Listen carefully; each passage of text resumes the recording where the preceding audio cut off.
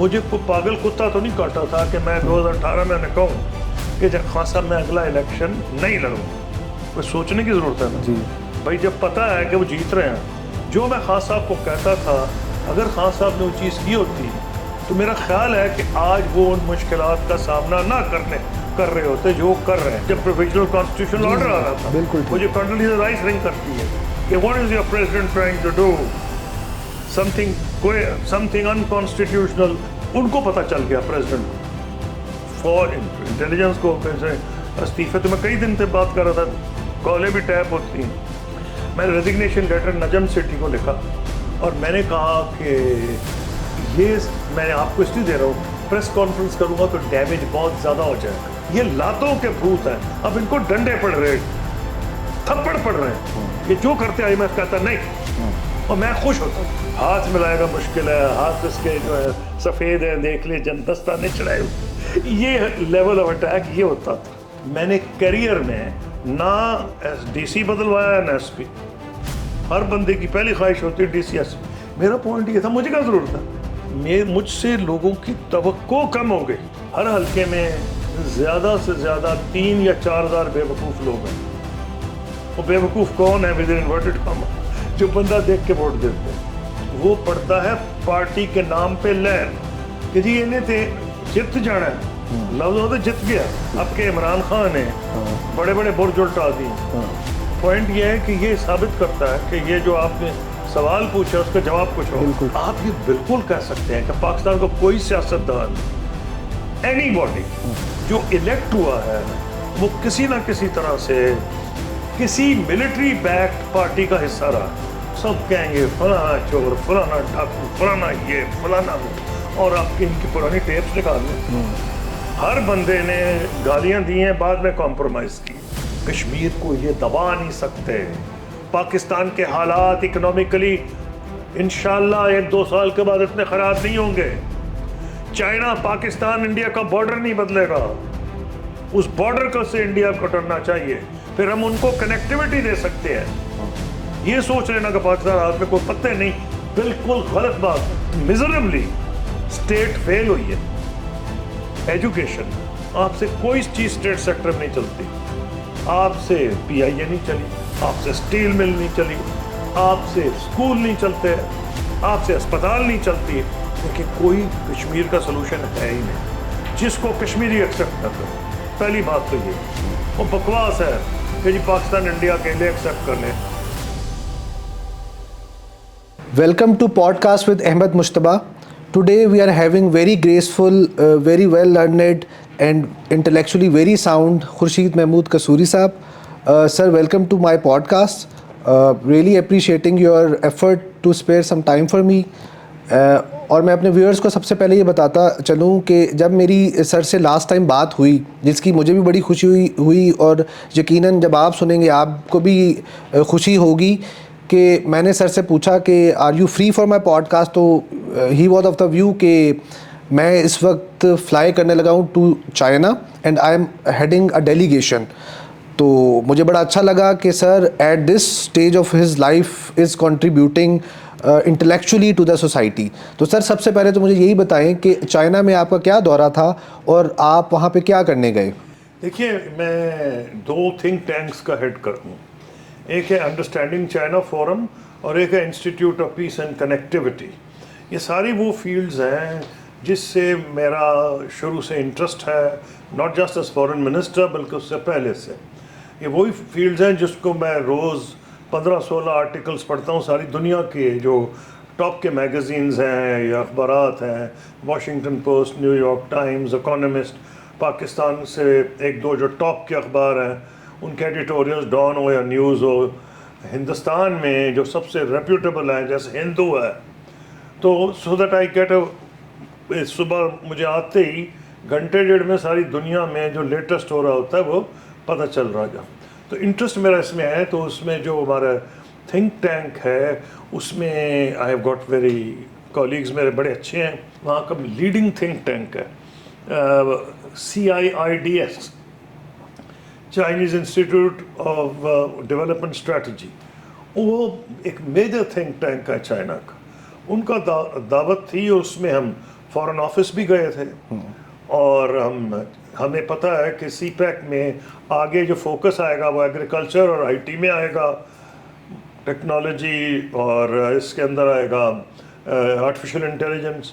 تو انہوں نے سارے جو ہمارے انٹرسٹ تھے فارن آفس کے پوائنٹ آف ویو سے, فارن آفس میں ہمارا ہائی لیول انٹریکشن تھا, Chinese academy of agricultural sciences, پھر اس کے علاوہ جو چیزیں ہمیں سمجھ بھی نہیں تھیں کہ اس کو میں پتہ نہیں کیا چیز کہوں, کمرے میں بیٹھا ہوں تو لگا ہے مون پہ ہم چلے گئے ہیں, پھر کمرے میں بیٹھے ہیں تو سارا سین ہی چینج ہو جاتا ہے ایک بٹن کے ساتھ. تو ہم نے آبزرو کیا, پھر جو الیکٹرک وہیکلس پروڈیوس ہو رہی, ہمیں ہر اس چیز میں انٹرسٹ تھا جس سے پاکستان کو فائدہ ہو سکتا ہے. ایگریکلچر ہے, آئی ٹی ہے, تو ہم لوگ, it was a very good visit and we came back very happy. Sir جیسے آپ ابھی بتا رہے ہیں آپ تھنک ٹینکس کو لیڈ کر رہے ہیں, ویسے بھی آپ بہت پڑھے لکھے ہیں, آپ نے بیرسٹری کی اپنے زمانے میں. اس کے علاوہ ہمیں یہ دیکھا گیا ہے کہ سیاست سے جو سیاستدان منسلک ہوتے ہیں, اور آپ کے دور میں خاص طور پہ, وہ کوئی اتنے پڑھے لکھے نہیں ہیں. اور اب میرا خیال ہے بی اے کا بھی جو وہ شرط آئی تھی وہ بھی شاید آپ لوگوں کے دور میں آئی تھی, اور بہت سے لوگوں نے اپنے یا تو بچے کھڑے کر دیے تھے الیکشنز میں, یا پھر وہ جعلی ڈگری والے چکر میں پھنس گئے تھے. تو آپ ایک سائڈ پہ آپ نے بیرسٹری کی, آپ کو پڑھنے لکھنے کا بھی بہت شوق ہے, ابھی جس طرح میری آپ سے پہلے گفتگو ہو رہی تھی, غالب کے بارے میں آپ آج کل پڑھ رہے ہیں, لکھ رہے ہیں. آف کورس آپ نے مجھے پہلے کہا کہ پہلے پڑھا پھر آپ نے ایونچولی اس پہ لکھنا بھی شروع کر دیا. تو یہ آپ کہاں سے سیاست میں آ گئے؟ نہیں, میں سیاست میں اس طرح آیا کہ 3 جنریشن سے. میرے جو دادا تھے مولانا عبد القادر قصوری, وہ تحریک خلافت کے جو 5-6 چوٹی کے لیڈرز تھے ان میں سے تھے, اور پنجاب میں وہ تھے, اور سر عبداللہ ہارون سندھ میں تھے, محمد علی جوہر تو سارے ہندوستان میں تھے. ایک تو وہ خلافت موومنٹ سے منسلک تھے. پھر یہ وہ دور میں بات کر رہا ہوں جب اس وقت ایک انگریزوں کے خلاف جو جماعت تھی وہ کانگریس پارٹی تھی. اس میں مسلمان بھی ہوتے تھے, ہندو بھی تھے.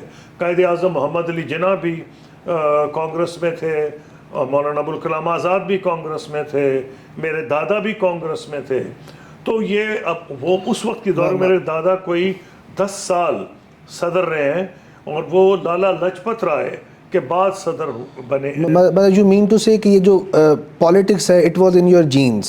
ہاں, then my father human rights activist, وہ بھی, لیکن پالیٹکس آف ڈفرنٹ ٹائم. یہ جیلوں میں جانے کی سیاست تھی. جیلوں میں تو آپ بھی گئے. انگریزوں کے زمانے میں میرے دادا اور 2 تایا پھانسی کی سزا ہوئی, گھر کے سامنے 3 پھندے لٹکا دیے گئے.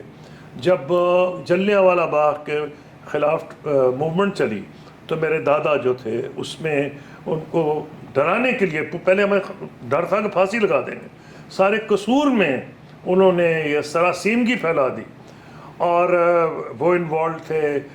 ان کو تھینک گاڈ پھانسی ہوئی نہیں, لیکن یہ ان کو سزائیں ہوئیں, جیلوں میں گئے سارے. پھر جو میرے ایک تایا تھے مولانا محمد علی قصوری ایم اے کینٹ, اس زمانے میں مولانا عموماً یوز ہوتا تھا بڑے اسکالرس کے لیے, تو میرے دادا کو مولانا کہتے تھے, he was a top lawyer. اور بلکہ میرے والد میاں محمود علی قصوری کو قصور سے جب لیٹر آتے تھے مولانا محمود علی قصوری. اچھا, مطلب آپ کا میں سمجھ گیا کہ مولانا کا مطلب کچھ اور. اٹ واز ان یور جین بوتھ, یہ جو انٹلیکچوئل آپ کہہ لیں کہ جو آپ پڑھتے ہیں لکھتے ہیں, اور آپ کو ابھی تک تھوڑا سا ہے کہ مجھے کچھ نہ کچھ انلائٹن آپ ہوتے رہیں, دوسرا یہ آپ کے جینز میں ہے. تو آپ کے کیا بچے بھی سیاست میں آئے؟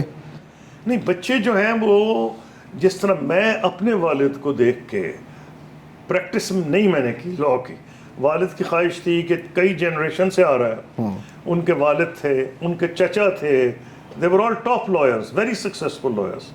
تو جب میں نے والد کو دیکھا, والد نے مجھے جو ایجوکیشن پاسبل تھی کیمبرج یونیورسٹی سے لاء ٹرائی پاس کرایا, یعنی کہ وچ از ریئل. بار تو بہت سے لوگ کر لیتے, اب اس سے تو بار بھی کم کرتے تھے, لیکن actually theory of law, jurisprudence, تو وہ میں نے کیمبرج یونیورسٹی میں لاء ٹرائی پاس. اچھا سر. اس کے بعد بار کا میں نے امتحان پاس کیا. ان کی بڑی خواہش تھی کہ وہ میں بیرسٹر بن کے پریکٹس کروں, تو یہ پہلی تو خواہش میں نے پوری کر دی. لیکن میں نے یہ دیکھا کہ وہ اتنے کانشینشس تھے کیونکہ وہ پالیٹکس میں بھی تھے. ایک تو فیملی کے لیے ٹائم کوئی نہیں تھا. نمبر 2 میں ان کے سٹاف سے سنتا تھا کہ رات کو میاں صاحب سوئے نہیں, سیدھے عدالت میں چلے گئے. کسی کی زندگی موت یا پراپرٹی کا معاملہ تھا, ساری رات کام کرتے رہے. تو میں نے سوچا اگر کامیابی یا نتیجہ یہ ہے پینیکل کہ آپ فیملی کے لیے ٹائم نہیں دے سکتے اور آپ اپنا رات کو کئی موقعوں پہ سو نہیں سکتے, تو میں نے پرائیویٹلی فیصلہ کیا, ان کو تو نہیں بتایا کہ میں کچھ اور کروں گا. تو میں نے وہ نہیں لا پریکٹس کی, لیکن ان کی بڑی خواہش تھی. پڑھنے لکھنے کا اس حساب سے تھا کہ اس زمانے میں ان کا مولانا والد کو لیٹر جو آتے تھے میاں محمود علی قصوری, کہیں پہ مولانا محمود علی قصوری لکھا ہوتا. اس زمانے میں مولانا اسکالر کے لیے کہا جاتا تھا, کیونکہ مولانا کا مطلب ہے آر لارڈ. لٹرلی جب اس کو ترجمہ کرتے ہیں وہ پڑھے لکھے لوگوں کا, مولانا جلال الدین رومی, تو اس وقت مطلب کچھ اور تھا. آج کل ہر جو مذہبی عالم ہے وہ اپنے ساتھ مولانا کا لگاتے ہیں. تو میرا کہنا یہ تھا کہ شوق تو مجھے تھا. پھر میرے والد دادا جو تھے, سارے ہندوستان کی جو موومنٹس تھیں مسلمانوں کی انگریزوں کے خلاف, اس میں وہ ان کا بڑا کلیدی رول تھا. ایک ریشمی رومال موومنٹ تھی جس میں بہت سے, یعنی ان کو یہ تھا کہ سارے ہندوستان سے وہ چندہ کلیکٹ کرتے تھے مجاہدین کے لیے. اس وقت ایک موومنٹ چل رہی تھی جس میں یہ تھا کہ ہندوستان کو آزادی کیسے انگریزوں سے دلائی جائے.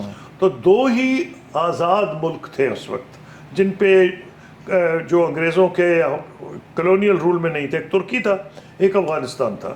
تو میرے دادا کی خواہش تھی کہ ان کے بیٹے افغانستان میں جائیں, وہاں سے حملے کریں. حالانکہ کیمبرج سے انہوں نے تعلیم حاصل کی تھی, جو اس زمانے میں لوگ کیمبرج سے پڑھ کے انڈین سول سروس میں جاتے تھے. تو ایک بیٹے کو تو انہوں نے وہاں بھیج دیا کابل, وہ وہاں سے لیڈ کرتے تھے حملے برٹش انڈیا کے. لیکن انہوں نے گورنمنٹ ان ایگزائل بنائی اور وہ ہندو مسلمان سب تھے اس میں. راجا نریندر پرتاپ آئی تھنک وہ اس کے پریزیڈنٹ تھے. مولانا عبید اللہ سندھی انٹیریئر منسٹر تھے. میرے تایا مولانا محمد علی قصوری ایم اے کینٹپ فارن منسٹر تھے. ان کی گورنمنٹ کوشش کر رہی تھی جرمنی کے ساتھ مل کے اور روس کے ساتھ مل کے حملہ کرے برٹش انڈیا پہ. حملے ہوئے لیکن الٹیمیٹلی ایک لمبی کہانی, آپ کا پروگرام ختم ہو جائے گا. ان کو پھانسی نہیں ہوئی, بچ گئے. وہ کیوں بچے وہ دوسری بات ہے. اچھا سر, جیسے ہم بار بار ابھی یہی بات کریں کہ آپ نے پڑھائی کے میدان میں بھی بڑے جھنڈے گاڑے, لیکن اگر ہم پاکستانی سیاست کی کا تذکرہ کرتے ہیں, بلکہ آج کل کی سیاست آپ نہیں, سب کانٹیننٹ والد سے لی تھی وہ اور تھی. سب کانٹیننٹ کی اگر ہم سیاست لے لیں, 16 سال کی عمر میں جیل میں گئے. بالکل ٹھیک ہے. کوئٹ انڈیا موومنٹ میں بھی جو پہلے میری سیاست ہی جیل سے شروع ہوئی. نہیں, میں کچھ اور کوشچن آپ سے کرنا چاہ رہا ہوں. میرا پوچھنے کا مقصد یہ ہے کہ آج آپ کے دور میں بھی, بلکہ اس وقت شاید زیادہ تھا, لوگوں کو سیاستدان ایسا چاہیے جو ان کے, اب let suppose you are from Kasur, جو کھڈیاں کے نمبردار کے سب انسپیکٹر کو ایس ایچ او کی سیٹ دلا سکتا ہو, ٹھیک ہے, یا وہ اس کے بچے کی ٹرانسفر کرا سکتا ہو کسی ایک سٹی سے دوسرے سٹی میں, ٹھیک ہے. اب ہمارا شاید پاکستانیوں کا مزاج بھی ایسا ہے کہ اگر ہمارے سے کوئی ووٹ لینے آتا ہے اور اس کے نیچے پراڈو نہیں ہوتی اور پراڈو کے ساتھ ایلائٹ کوئی ہیوی گاڑیاں نہیں ہوتی خوفناک سی, تو وہ کہتے ہیں یار یہ بندہ جو اپنا شاید کام نہیں کرا سکتا, اس نے ہمارا کام کیا کرانا ہے.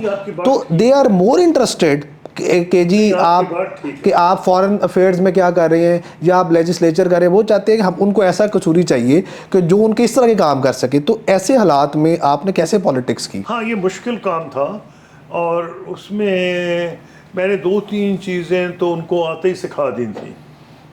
پالیٹکس میں ہمارے یہاں کسی کو ٹائم کی پرواہ نہیں ہوتی. ہمارے یہاں یہ ہوتا تھا کہ ہندوستان کہ پاکستان انڈیا میں یہ روایت تھی آپ نے, اور میری دیہاتی کنسٹیٹوینسی تھی, قصور نہیں ہے, قصور سٹی کی بات نہیں کر رہا, میرا ہے دیہی علاقہ, جی جی گاؤں ہے, دیہات, شاید کھوٹیاں تھا اس طرح کے, کھوٹیاں ہیں, تارا گڑھ, چھبر, یہ جو بڑا وہ علاقہ جو ہے اس میں الہ آباد ہے, کنگن پور ہے, کھڈیاں. تو یہ جو علاقہ تھا دیہات زیادہ تھے. اس میں ایک چیز تو میں ان کو عادت ڈالی کہ جو میں ٹائم دوں گا, لوگ کہتے ہیں یہ دیہاتیوں کو پرواہ نہیں ٹائم کی, بالکل غلط کہتے ہیں. اگر آپ 4 بجے کہہ کے 6 بجے آئیں تو پاگل ہے کہ وہ 4 بجے آ جائیں گے, وہ بھی 6 بجے آئیں گے. میں پہلی دفعہ میں نے 4 بجے کا ٹائم دیا, میں جیت رہی, ایک بندہ نہیں تھا, 10 منٹ ویٹ کیا, میں چلا گیا. وہ آئے تو ان کو ہے ہی نہیں, ان کو یہ کیا ہو گیا, یہ بندہ کون ہے. اس کے بعد حیران ہے کہ جو ٹائم میں دوں ہر بندہ پہنچ جاتا تھا. ان کو اپنی ٹائم کی ویلیو ہے. یہ غلط بات ہے کہ جن کو کوئی پرواہ نہیں, ان کا وقت سیاستدان کا ضائع کریں ٹائم دیکھ کے کچھ اور پہنچ کسی اور جگہ نے. نمبر 2, میں نے تو کم سے کم پورے کیریئر میں 2-3 کام کیا. میرے جو مخالف تھے اللہ انہیں جنت نصیب کرے, سردار آصف احمد, یہ اچھے آدمی تھے, پڑھے لکھے تھے. آج کل گالم گلوچ ہوتی ہے, میں نے 30 سال میں ان کا نام ہی نہیں لیا. الیکشن کیمپین میں حرام ہے جو میں نے ان کا نام ہی لیا, لیتا ہی نہیں تھا. اچھا, وہ کبھی کبھار میرا نام لیتے تھے لیکن مزاحیہ طور پہ, یہ مجھے کوئی برائی نہیں کرتے تھے, وہ اچھے آدمی تھے اور مذاق کرتے تھے. یہ تو ہاتھ ملائے گا مشکل ہے, ہاتھ اس کے جو ہے سفید ہیں, دیکھ لے جن دستانے چڑھائے ہوئے, یہ لیول آف اٹیک یہ ہوتا تھا. اچھا ویسے اب لیول آف اٹیک تو بہت زیادہ گالم گلوچ, بہت, میں کہہ رہا ہوں یہ سیاست مختلف ہے. تو میرا تو مخالف بھی اتنا شریف اور نیک آدمی تھا, اور میں نے ہمارا ایک سٹینڈرڈ ہوتا تھا کہ اس سے نیچے ہم کرتے تھے اپنے آپ کو, ہم کو شرم آنے لگتی تھی کہ ہمیں سپورٹرز کہتے بھی تھے. مجھے کہتے اس آصف نے کیتا وہ کیتا, میں کہ جو مرضی کیتا, میرے واسطے تھے سردار صاحب ایجنٹ, میں کوئی آصف واصف نہیں کرنا. تو ایک تو یہ ہے کہ نمبر 2, میں نے کیریئر میں نہ ڈی سی بدلوایا نہ ایس پی. ہر بندے کی پہلی خواہش ہوتی ہے ڈی سی ایس پی. میرا پوائنٹ یہ تھا مجھے کیا ضرورت ہے, میں نے کون سا اس سے کام کرنا. ہاں ایک پرابلم ہے, لوگ میرے پاس آتے تھے کہ جی یہ فلانا ہے, ظلم ہو رہا ہے, ہماری تفتیش بدلوا دیں. میں آپ کو بتا دیتا ہوں, میں نے کسی کو یہ نہیں کہا کہ کسی ایسے بندے کو پکڑ کے اندر کر دو جو بیچارہ معصوم ہے. ایک میں کام ضرور کرتا تھا, میرے پاس لوگ آتے تھے, میں نے ڈی سی کو فون کرتا تھا کہ جی آپ یہ دیکھ لیں کہ یہ ان کو شکایت ہے کہ فیئر انویسٹیگیشن نہیں ہو رہا. تو انویسٹیگیشن تبدیل یہ میں نے ضرور کی ہے, اور پرابلی اس کے بغیر اس وقت گزارا نہیں تھا. میں ان کو یہ نہیں کہہ سکتا تھا آپ بھاگ جائیں, میں نے آپ کی بات نہیں کرنی. ہاں بجلی اگر لگوانی ہے تو واپڈا والوں کو میں فون کرتا تھا, نہر کا پانی نہیں, یہ مجھے کام کرنے پڑے. لیکن یہ نہیں میں کرتا تھا کہ جھوٹے پرچے کرا دیے اور لوگوں کو فون کیا. تو مجھ سے لوگوں کی توقع کم ہو گئی, وہ کسی اور کو پکڑ لیتے. اس کا پولیٹیکل کوئی بیک لیش آیا اس عادت کا یا نہیں, آپ سمجھتے ہیں؟ نہیں, پروبیبلی آپ کہہ سکتے ہیں, لیکن میرا تو ایک بڑا عجیب سا تجربہ ہے. It does not matter. یہ بڑی بدقسمتی کی بات ہے, میں وہ کہہ رہا ہوں. ہر حلقے میں زیادہ سے زیادہ 3 یا 4 ہزار بے وقوف لوگ ہیں. وہ بے وقوف کون ہے ود انورٹڈ کاما, جو بندہ دیکھ کے ووٹ دیتے ہیں. 2 لاکھ 2.5 لاکھ ووٹر ہیں, 3-4 ہزار بے وقوف ود انورٹڈ کاماس. ان کو نہیں پرواہ اس نے اقتدار میں آنا ہے نہیں آنا فلاں, وہ اس کو ووٹ دے دیں. اس سے زیادہ نہیں ہے. باقی جو ووٹ پڑتا ہے وہ پڑتا ہے پارٹی کے نام پہ لہر کہ جی انہیں تے جت جانا ہے. لفظ ہوتا جت گیا.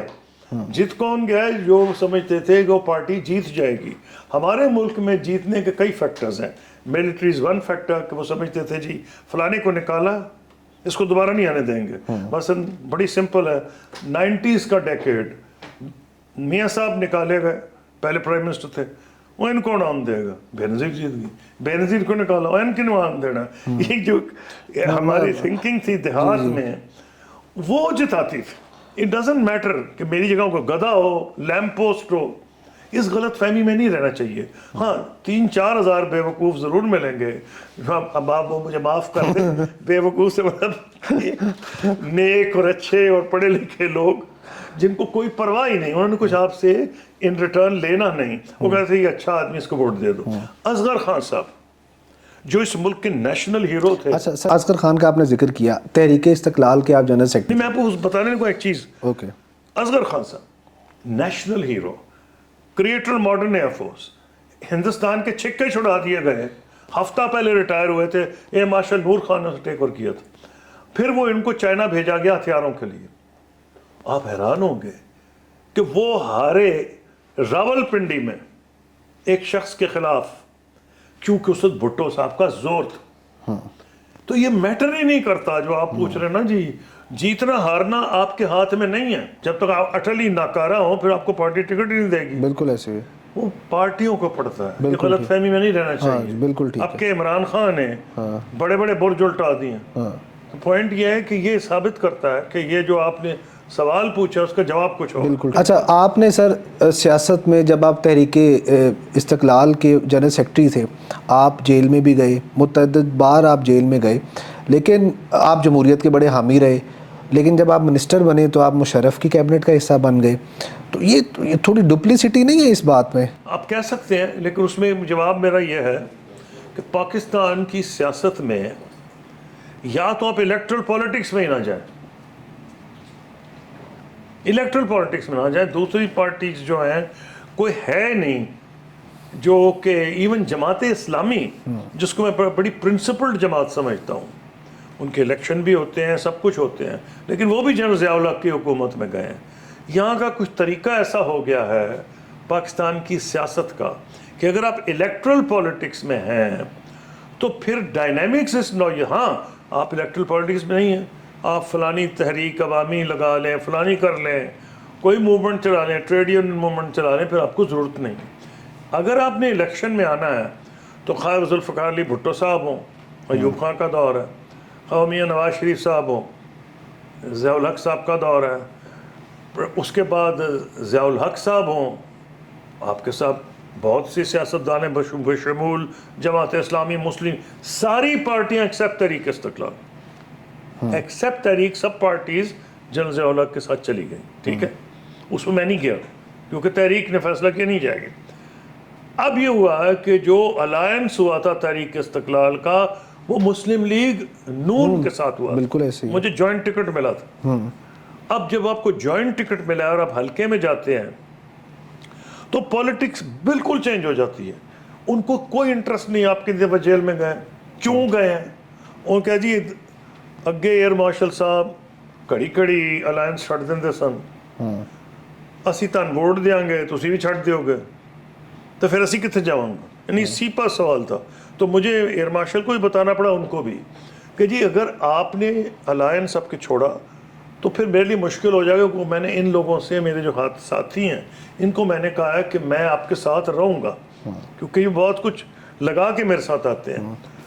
تو جب آپ الیکٹرل پالیٹکس میں ہو ان کا انٹرسٹ کوئی نہیں ہے. انہوں نے تو یہ ہے کہ جس پارٹی نے اگر جیتنا ہے تو آپ، کیونکہ اس میں آلریڈی میں تھا. لیکن میں جیت کے بھی جب والد صاحب بھٹو صاحب کے ساتھ تھے تو انہوں نے پہلے شخص تھے شاید ہماری ہسٹری میں اس وقت وہ ایک آدھ ہو گئے ہوں گے بعد میں، جنہوں نے بھٹو صاحب جب عروج پہ تھے تو انہوں نے استعفیٰ دیا آن انسٹیٹیوٹ پولیٹیکل، ان کو ڈفرینسز تھے بھٹو صاحب سے. میں نے میاں صاحب کو جب وہ عروج پہ تھے، کوئی ذاتی بات نہیں تھی، ایک امینڈمنٹ بل آیا تھا جس کا نام تھا شریعت بل، اس میں اس نوعیت کی امینڈمنٹس آ رہی تھیں جو میں سمجھ رہا تھا کہ وہ پاکستان کا جو آئین قائد اعظم نے انویزج کیا تھا وہ نہیں چل سکتا. تو میں نے اس پہ پارلیمنٹ میں استعفیٰ دیا تھا، وہ جب عروج میں تھے اس وقت. تو آپ یہ بالکل کہہ سکتے ہیں کہ پاکستان کا کوئی سیاستدان، اینی باڈی جو الیکٹ ہوا ہے وہ کسی نہ کسی طرح سے کسی ملٹری بیکڈ پارٹی کا حصہ رہا. تو جب میں تھا اس وقت میاں نواز شریف صاحب جب چلے گئے سعودی عرب تو اس وقت جو پارٹی کے بعد میں لیڈر بنے چودھری شجاعت، فیصلہ کیا پارٹی نے کہ اب ہم نے سیاست جو کرنی ہے، ہم تو نہیں ملک سے باہر جا رہے.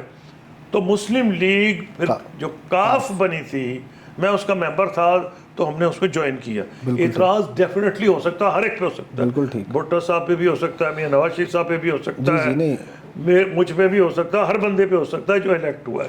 لیکن اس کا جواب یہ ہے کہ اگر آپ کی ٹوٹل پولیٹیکل لائف میں یا سیاست یا فوج ڈائریکٹ رول کرتی رہی ہے یا فوج پیچھے سے رول کرتی رہی ہے تو یا آپ الیکٹرل پالیٹکس میں آئے نا. And this very clear division. Either you are in electoral politics or you're not. Okay اچھا آج کل آپ کے سیاسی پارٹی کے ساتھ وابستہ ہیں یا صحیح سمجھتے ہیں؟ آج کل یوں پوزیشن ہے جی کہ it's good you ask the question کہ میں نے میاں وہ میری کو سرشت ایسی ہے، والد صاحب کا بھٹو صاحب سے ہو گیا، پھر میرا میاں صاحب سے ہو گیا. میں پورے گروپ کو لے کے گیا تھا عمران خان صاحب کے ساتھ. ہمیں بڑی امیدیں تھیں اور وہ یوتھ کی فیوچر تھے، بہت ان سے امیدیں تھیں. میں گروپ کو لگا عمران خان صاحب کے ساتھ، پورا گروپ جو میرا تھا قصور ڈسٹرکٹ میں ساری تحصیلوں میں ہم لوگ اس میں گئے. میری قسمت میں یہ لکھا ہے جو کور کمیٹی میں کچھ میری باتیں خان صاحب کو پسند نہیں آتی تھیں تو میرے پاس بڑا کلیئر آپشن تھا کہ 2018 کا الیکشن لڑوں یا نہ لڑوں. 2018 میں نظر آ رہا تھا Imran Khan next prime minister بن رہے ہیں. ہمیں پتہ تھا کہ ابھی کون کون جرنیل ان کے ساتھ ہیں، بلکہ ہم کو تو یہ بھی کہا گیا تھا کور کمیٹی میں کہ کون کون سے جوڈیشری کے صاحب ہمارے ساتھ. ہمیں کور کمیٹی بتائے گا. مجھے کو پاگل کتا تو نہیں کاٹا تھا کہ میں 2018 میں کہوں کہ خان صاحب میں اگلا الیکشن نہیں لڑوں گا. کوئی سوچنے کی ضرورت ہے نا جی بھائی. جب پتہ ہے کہ وہ جیت رہے ہیں، میرے پاس دو آپشن تھے، یا میں ان کو کرٹیسائز کروں جو میں نے نہیں کیا، میں ان کے ساتھ تھا، میرا پورا گروپ ان کے ساتھ تھا، میرا گروپ اب بھی ان کے ساتھ ہے، لیکن میں اپنی طبیعت سے کیا کر مجبور تھا. جو میں خان صاحب کو کہتا تھا اگر خان صاحب نے وہ چیز کی ہوتی تو میرا خیال ہے کہ آج وہ ان مشکلات کا سامنا نہ کر رہے ہوتے جو کر رہے ہیں. تو آج کی یہ پوزیشن ہے کہ میرا پورا گروپ، کیونکہ انہوں نے میرے ساتھ زندگی کا بڑا حصہ گزارا ہے، میں ان کا ویل وشر ہوں. وہ پی ٹی آئی کی ٹکٹ پہ لڑتے ہیں، لیکن میں خود پولیٹیکل، مجھے لاسٹ ٹائم کہا تھا 2018 میں، جو ان کو پتا تھا کہ میں ناراض ہوں، میں آئی ایم گریٹفل کہ پارٹی لیڈرشپ نے میسج بھیجا کہ 2018 میں آپ فلاں فلاں بندے آپ کو ریکویسٹ کرنے آئیں گے کہ آپ قصور سٹی سے الیکشن لڑیں.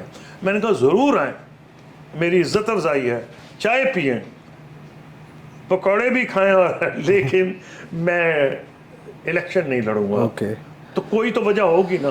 تو یہ جو ہے آپ نے اگر سادھو ڈھونڈنے ہیں تو سادھو تو آپ کو ملیں گے، وہ سیاست میں نہیں ملیں گے. چلیں ٹھیک ہو گیا وہ سر. آپ دوسری طرف چلے جائیں سر اب نہ وہ آپ کو بزنس سے ملیں گے، نہ آپ کو بیوروکریسی میں ملیں گے، ڈیفینیٹلی میڈیا میں بھی نہیں، کہیں نہیں ملیں گے سادھو. جو لوگ ایکٹیو لائف میں ہیں ان کو نہ کسی سٹیج پہ، جس کو آپ جو مرضی لفظ یہ کیے، ان کو فلیکسیبلٹی دکھانی پڑتی ہے. اب question is what level of flexibility. کیا آپ ہر وقت ایسی چیز کرتے ہیں؟ بس سر مجھے عمران خان صاحب کو 2018 میں نہیں کہنا چاہیے تھا کہ جناب میں خان صاحب اگلا الیکشن نہیں لڑوں گا، چپ کر جاتا، مجھے کیا تکلیف تھی. بہت سے لوگ ناراض تھے، آج بھی وہ اقتدار خان صاحب کے ساتھ الیکٹ ہو گئے. میاں صاحب جب تھے کو مجھے ذاتی ایڈوانٹیج تو نہیں تھا کہ وہ جو امینڈمنٹ ٹو دی کانسٹیٹیوشن کر رہے تھے، کرتے یا نہ کرتے، میری ذات میں تو کوئی اثر نہیں پڑتا تھا، لیکن میں سمجھتا تھا وہ غلط ہے، تو آئی ہیڈ ٹو. اچھا سر، ہمارا اگر پولیٹیکل ہسٹری دیکھیں، کوئی ایک بھی پرائم منسٹر اپنی آئینی مدت پوری نہیں کر سکا. ایک تو یہ بات ہوگی. دوسری بات میں یہ سمجھتا ہوں کہ اب جو ریسنٹ الیکشن ہوئے ہیں، اچھا ریگڈ تو ہمارے سارے الیکشن ہیں، ہم کسی ایک الیکشن کو بھی ہم یہ کہتے ہیں یہ کمپیریٹیولی کم ریگڈ تھا، یہ بہت ریگڈ تھا. اچھا اب سرپرائزنگلی جو یہ الیکشن ہوئے ہیں اس میں اپوزیشن بھی کہتی ہے ریگڈ ہے، اچھا جو حکومت میں وہ بھی کہتے ہیں ریگڈ ہے. تو یہ کیا چل کیا رہا ہے؟ اس قسم کی سچویشن ہے. تو آپ اس کو کیسے دیکھتے ہیں؟ مولانا فضل الرحمان صاحب کہہ رہے ہیں ان کو اعتراض ہے، اور کے پی میں انہوں نے کیا ہے، اور عمران خان صاحب کی پارٹی کہہ رہی ہے کہ ان کو اعتراض ہے، ان کے ساتھ ہاتھ ہو گیا ہے. مسلم لیگ نون کہہ رہی ہے کہ ہمارے سرکردہ لیڈر سارے ہرا دیے گئے. تو اس لیے یہ بڑا عجیب و غریب ہے. ایک سبق سیکھنا چاہیے. سبق کیا؟ میں آپ کو اپنا جو پوری زندگی کا سیاست کا تجربہ کہنے کو سب کہیں گے فلانا چور، فلانا ڈاکو، فلانا یہ، فلانا وہ، اور آپ کی ان کی پرانی ٹیپس نکال لیں. ہر بندے نے گالیاں دی ہیں، بعد میں کمپرومائز کی. بالکل ہے sir. At some stage in life میں کسی سیاستدان کی بات کر رہا ہوں، ایک ہی وے آؤٹ ہے. اور میں خالد تحریک انصاف کے پرائیویٹلی کو میرے دوست مجھ سے بات کرتے ہیں، ان میں بھی یہ سوچ ہے ایک ہی وے آؤٹ ہے کہ پولیٹیشینز آپس میں بحث کریں. اگر آپ نے بات نہیں کریں گے تو you have already seeded space. School bogus ہیں تو فوج کو بلا لو, فلڈ آئے تو فوج آئے گی, ہیلتھ میں گڑبڑ ہوگی ہیزرڈ تو ہے وہ آئیں گی, ارتھ کوئک ہوگا تو فوج آئے. بھئی آپ کے پاس سارے ادارے ہیں جی, آپ کیوں ان کی آپ نے کیا وجہ ہے کہ پاکستان جب آزاد ہوا ہے پاکستان آرمی, پولیس, ریلویز, ٹیلی گراف, کنال سسٹم پرفیکٹ. فوج کیسے بچ گئی؟ ان کے ہاتھ میں ڈنڈا اور چھانٹا تھا, بلکہ بندوق تھی, تو کسی کی مجال نہیں ہوئی کہ فوج کے انٹرنل سٹرکچرز میں دخل دے, تو وہ ادارے کے طور پہ قائم ہے. پولیس کا ستیہ ناش کر دیا. ہر پولیٹیشین نے پوری کوشش کی کہ پولیس جو ہے وہ ہمارے نیچے آ جائے, ہم مرضی کا ایس پی لگائیں, مرضی کا آئی جی لگائیں. نہیں ایسا ہو بھی رہا ہے نا, ہو گیا نا. جی. سول سروس, اللہ تعالیٰ بھٹو صاحب کو جنت نصیب کرے, انہوں نے یہ کام کیا کہ سول سروس کی جو سیکیورٹی تھی وہ بھی ختم ہو گئی. اب آئیں جوڈیشری پہ. جوڈیشری جو ہے, جو اس کے طریقے ہوتے ہیں, میرے والد بتاتے تھے کہ انگریزوں کے دور میں ججز کا نام ٹیلی فون ڈائریکٹری میں نہیں ہوتا تھا. کیوں؟ کہ اپروچبل نہ ہو. یہ تو انتھنکبل تھا کہ کسی شادی میں چلے جائیں, اپنی تصویریں اتروائیں. نواب زادہ لیاقت علی خان کا بڑا مشہور ایک واقعہ ہے. سر عبدالرشید جو پہلے چیف جسٹس تھے, ان کا ملنا چاہتا ہوں. سر عبدالرشید نے کہا بڑی آپ میں بہت معتقد ہوں, آپ نے بڑی خدمات کی ہیں پاکستان کے لیے, میں آپ کو مل نہیں سکتا. ان کا کیوں؟ ان کا روز تو عدالت میں میرے سامنے کیس آئے ہوتے ہیں, میں آپ کو کیسے مل لوں. یہ اس کریکٹر کے بعد جو شادی ہو 36 ججوں کی تصویریں آ جاتی ہیں. ایسے ہی ہے, ایسے کیوں؟ اس کے بعد جو ججز کی اپوائنٹمنٹ کا طریقہ ہے, کوئی نہیں دیکھتا رپورٹڈ کیسز کتنے, انکم ٹیکس کتنا دیا ہے. تو اگر آپ یہ نہیں کریں گے, اور پولیٹیشنز کی کوشش ہوتی ہے کہ مرضی کے جج لگوا لیں, کتنی بدنصیبی کی بات ہے.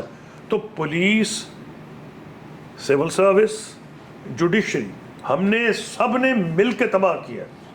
تو وہ ایک بندہ بری الذمہ نہیں ہو سکتا کہ جی میں تو بڑا پوتر ہوں, جج خراب ہے, جرنیل خراب ہے, فلاں. فوج صرف اس لیے بچی ہے.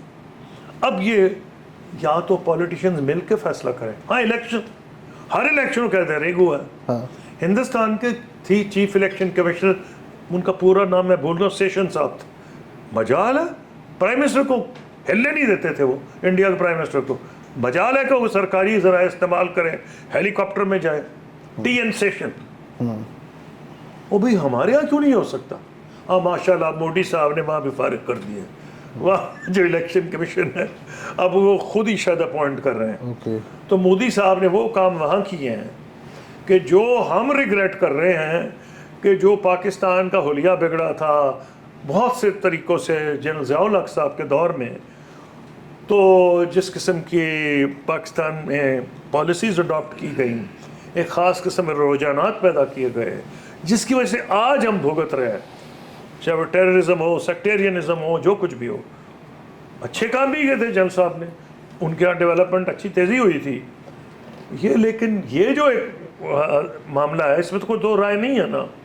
اب جب ہم نے مودی صاحب وہ کرنے جا رہے ہیں, مودی صاحب کیا کرنے جا رہے ہیں, ہندوستان کی جو آبادی ہے اس میں کوئی 15% مسلمان ہیں, کوئی 3% سکھ ہیں, 3% کرسچنز ہیں, اور کوئی 22-23% جن کو ڈاکٹر امبیڈکر جن کے لیڈر تھے, جن کو انٹچبل گاندھی جی نے ہریجن کہا, جن کو آج کل دلیت بھی کہا جا رہا ہے, وہ اگر ملا لیں تو 46-47%.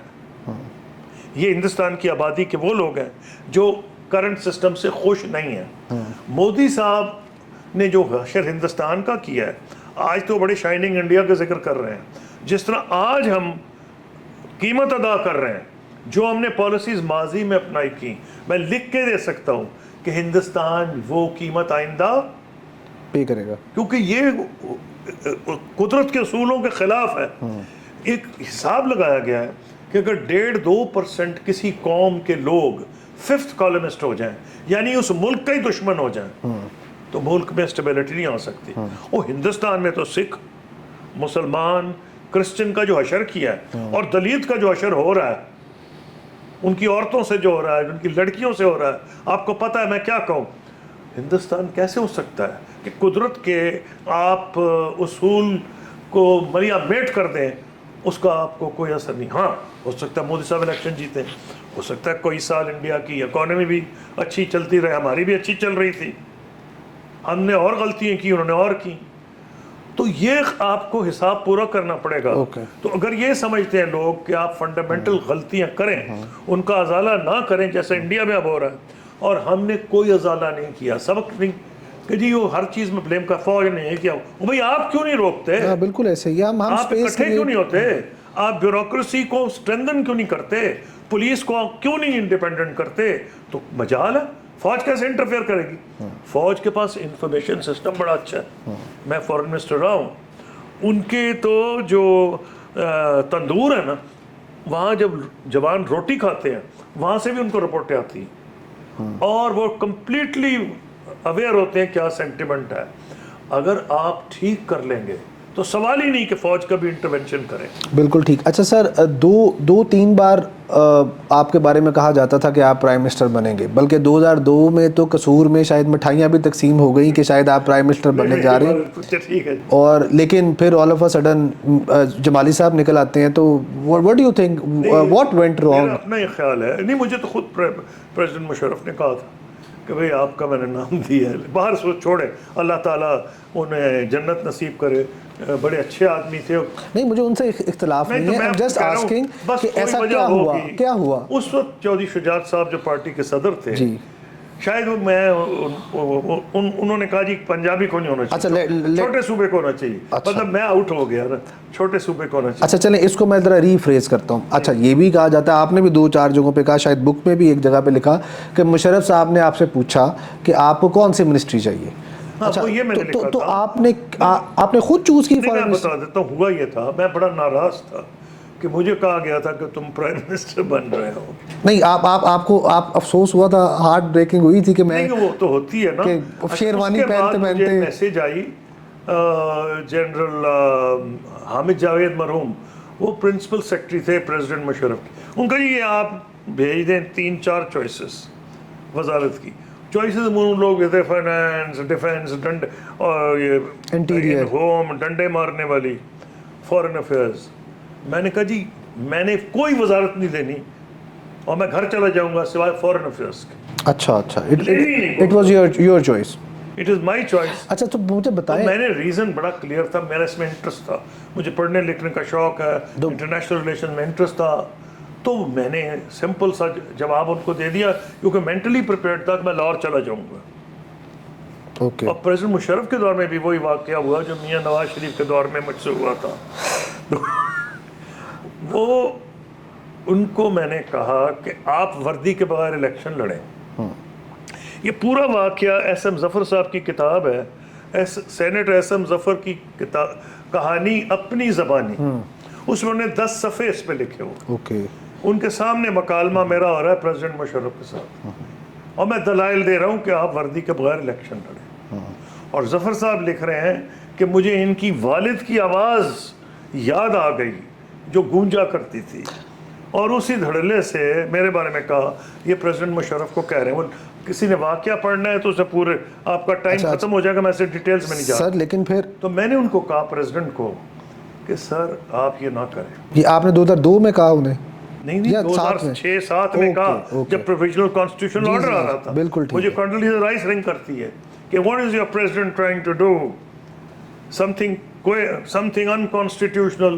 تو میں کیونکہ فارن منسٹر تھا میں نے اس کو کنفیوز, میں نے کہا quasi constitutional, thinking کہ she will take time to find out what quasi constitutional means. پھر میں جا رہا تھا سینٹرل ایشیا, تو میرے جو چیف آف سٹاف تھے امبیسڈر مرحوم خالد محمود, وہ آئے, میں جہاز میں چڑھ رہا تھا, میں اسپیشل ایئر کرافٹ تھا کیونکہ وہاں فلائٹ نہیں جاتی تھی PIA کی, میں سینٹرل ایشیا کے ملکوں میں جا رہا تھا. ان کا جی برٹش امبیسڈر بڑا سخت کین ہے آپ سے بات کرنے پہ, تو میں نے کہا کرا دیں بات. اس نے مجھے کہا جی وہ تو برٹش ہائی کمشنر کہہ رہا ہے आई टुक ऑफ द लाइन. उन्होंने कहा मेरी तो बड़ी बेइज्जती हो रही है, 4 दिन से बरतानिया का प्राइम मिनिस्टर कह रहा है कि मैंने प्रेसिडेंट मुशर्रफ से बात करनी, और बात नहीं कर रहे. यानी हाई कमिश्नर की तो बड़ी बेइज्जती है कि अपने हेड ऑफ स्टेट की, पाकिस्तान के हेड ऑफ गवर्नमेंट की हेड ऑफ स्टेट से बात भी नहीं करा सकता. तो मैंने उसको कहा excellency your message will get to the president in 2 minutes. मैंने जहाज़ पढ़ने पहले से हामिद जावेद को रिंग किया कि प्लीज़ इसको कुछ हज़ाला करें, ये बड़ी गलत बात है. क्या बात थी? मैंने फैसला किया था कि अगर इन्होंने ना किया तो मैं इस्तीफ़ा दे दूंगा. और मैंने उनको कहा तो नहीं, उन्होंने अंदाज़ा लगा लिया था. एक स्टेज पे प्रेसिडेंट साहब ने कहा कसूरी साहब आपने अपनी बात कर ली. तो फौज में तरीका होता है, मैंने किताब में इसका जिक्र किया, कि जब कोई कोर कमांडर्स की मीटिंग होती है तो जो वो मर्जी होती है कह देते हैं, लेकिन जो चीफ कहता है फिर वो बात. मैंने दिल में सोचा है ना, मैं तो कोर कमांडर मैं तो एक सिविलियन हूँ. तो मैंने अपनी बीवी को रिंग किया कि इफ़ ही डज इट तो मैं घर आ जाऊँ. चुनाचे मेरी आखिरी job which I performed was to inform the prime minister of China. मैंने उनको बताया गोल मोल अल्फाज में कि प्रेसिडेंट कुछ कर रहे हैं, आप कुछ अंदाज़ा होगा. उन्होंने कोई इंटरेस्ट नहीं लिया. अमेरिका और चीन, उन्होंने कहा what ever is good for Pakistan is good for us. ठीक. मैं लाहौर लैंड किया है इस्लामाबाद पे, पता लगा उन्होंने PCO प्रोविजनल कॉन्स्टिट्यूशनल ऑर्डर कर दिया है लागू. मैं घर आया, लेटर रेजिग्नेशन का लेटर. नजम सेठी उस वक्त एडिटर थे फ्राइडे टाइम्स, इसके टाइम्स में जो दूसरा अखबार डेली टाइम्स के एडिटर थे. मैं प्रेसिडेंट मुशर्रफ को डैमेज नहीं करना चाहता था क्योंकि मेरी उनके लिए गुडविल थी. लेकिन मैंने वाइफ को कह दिया था कि मैं इस्तीफ़ा दे दूँगा.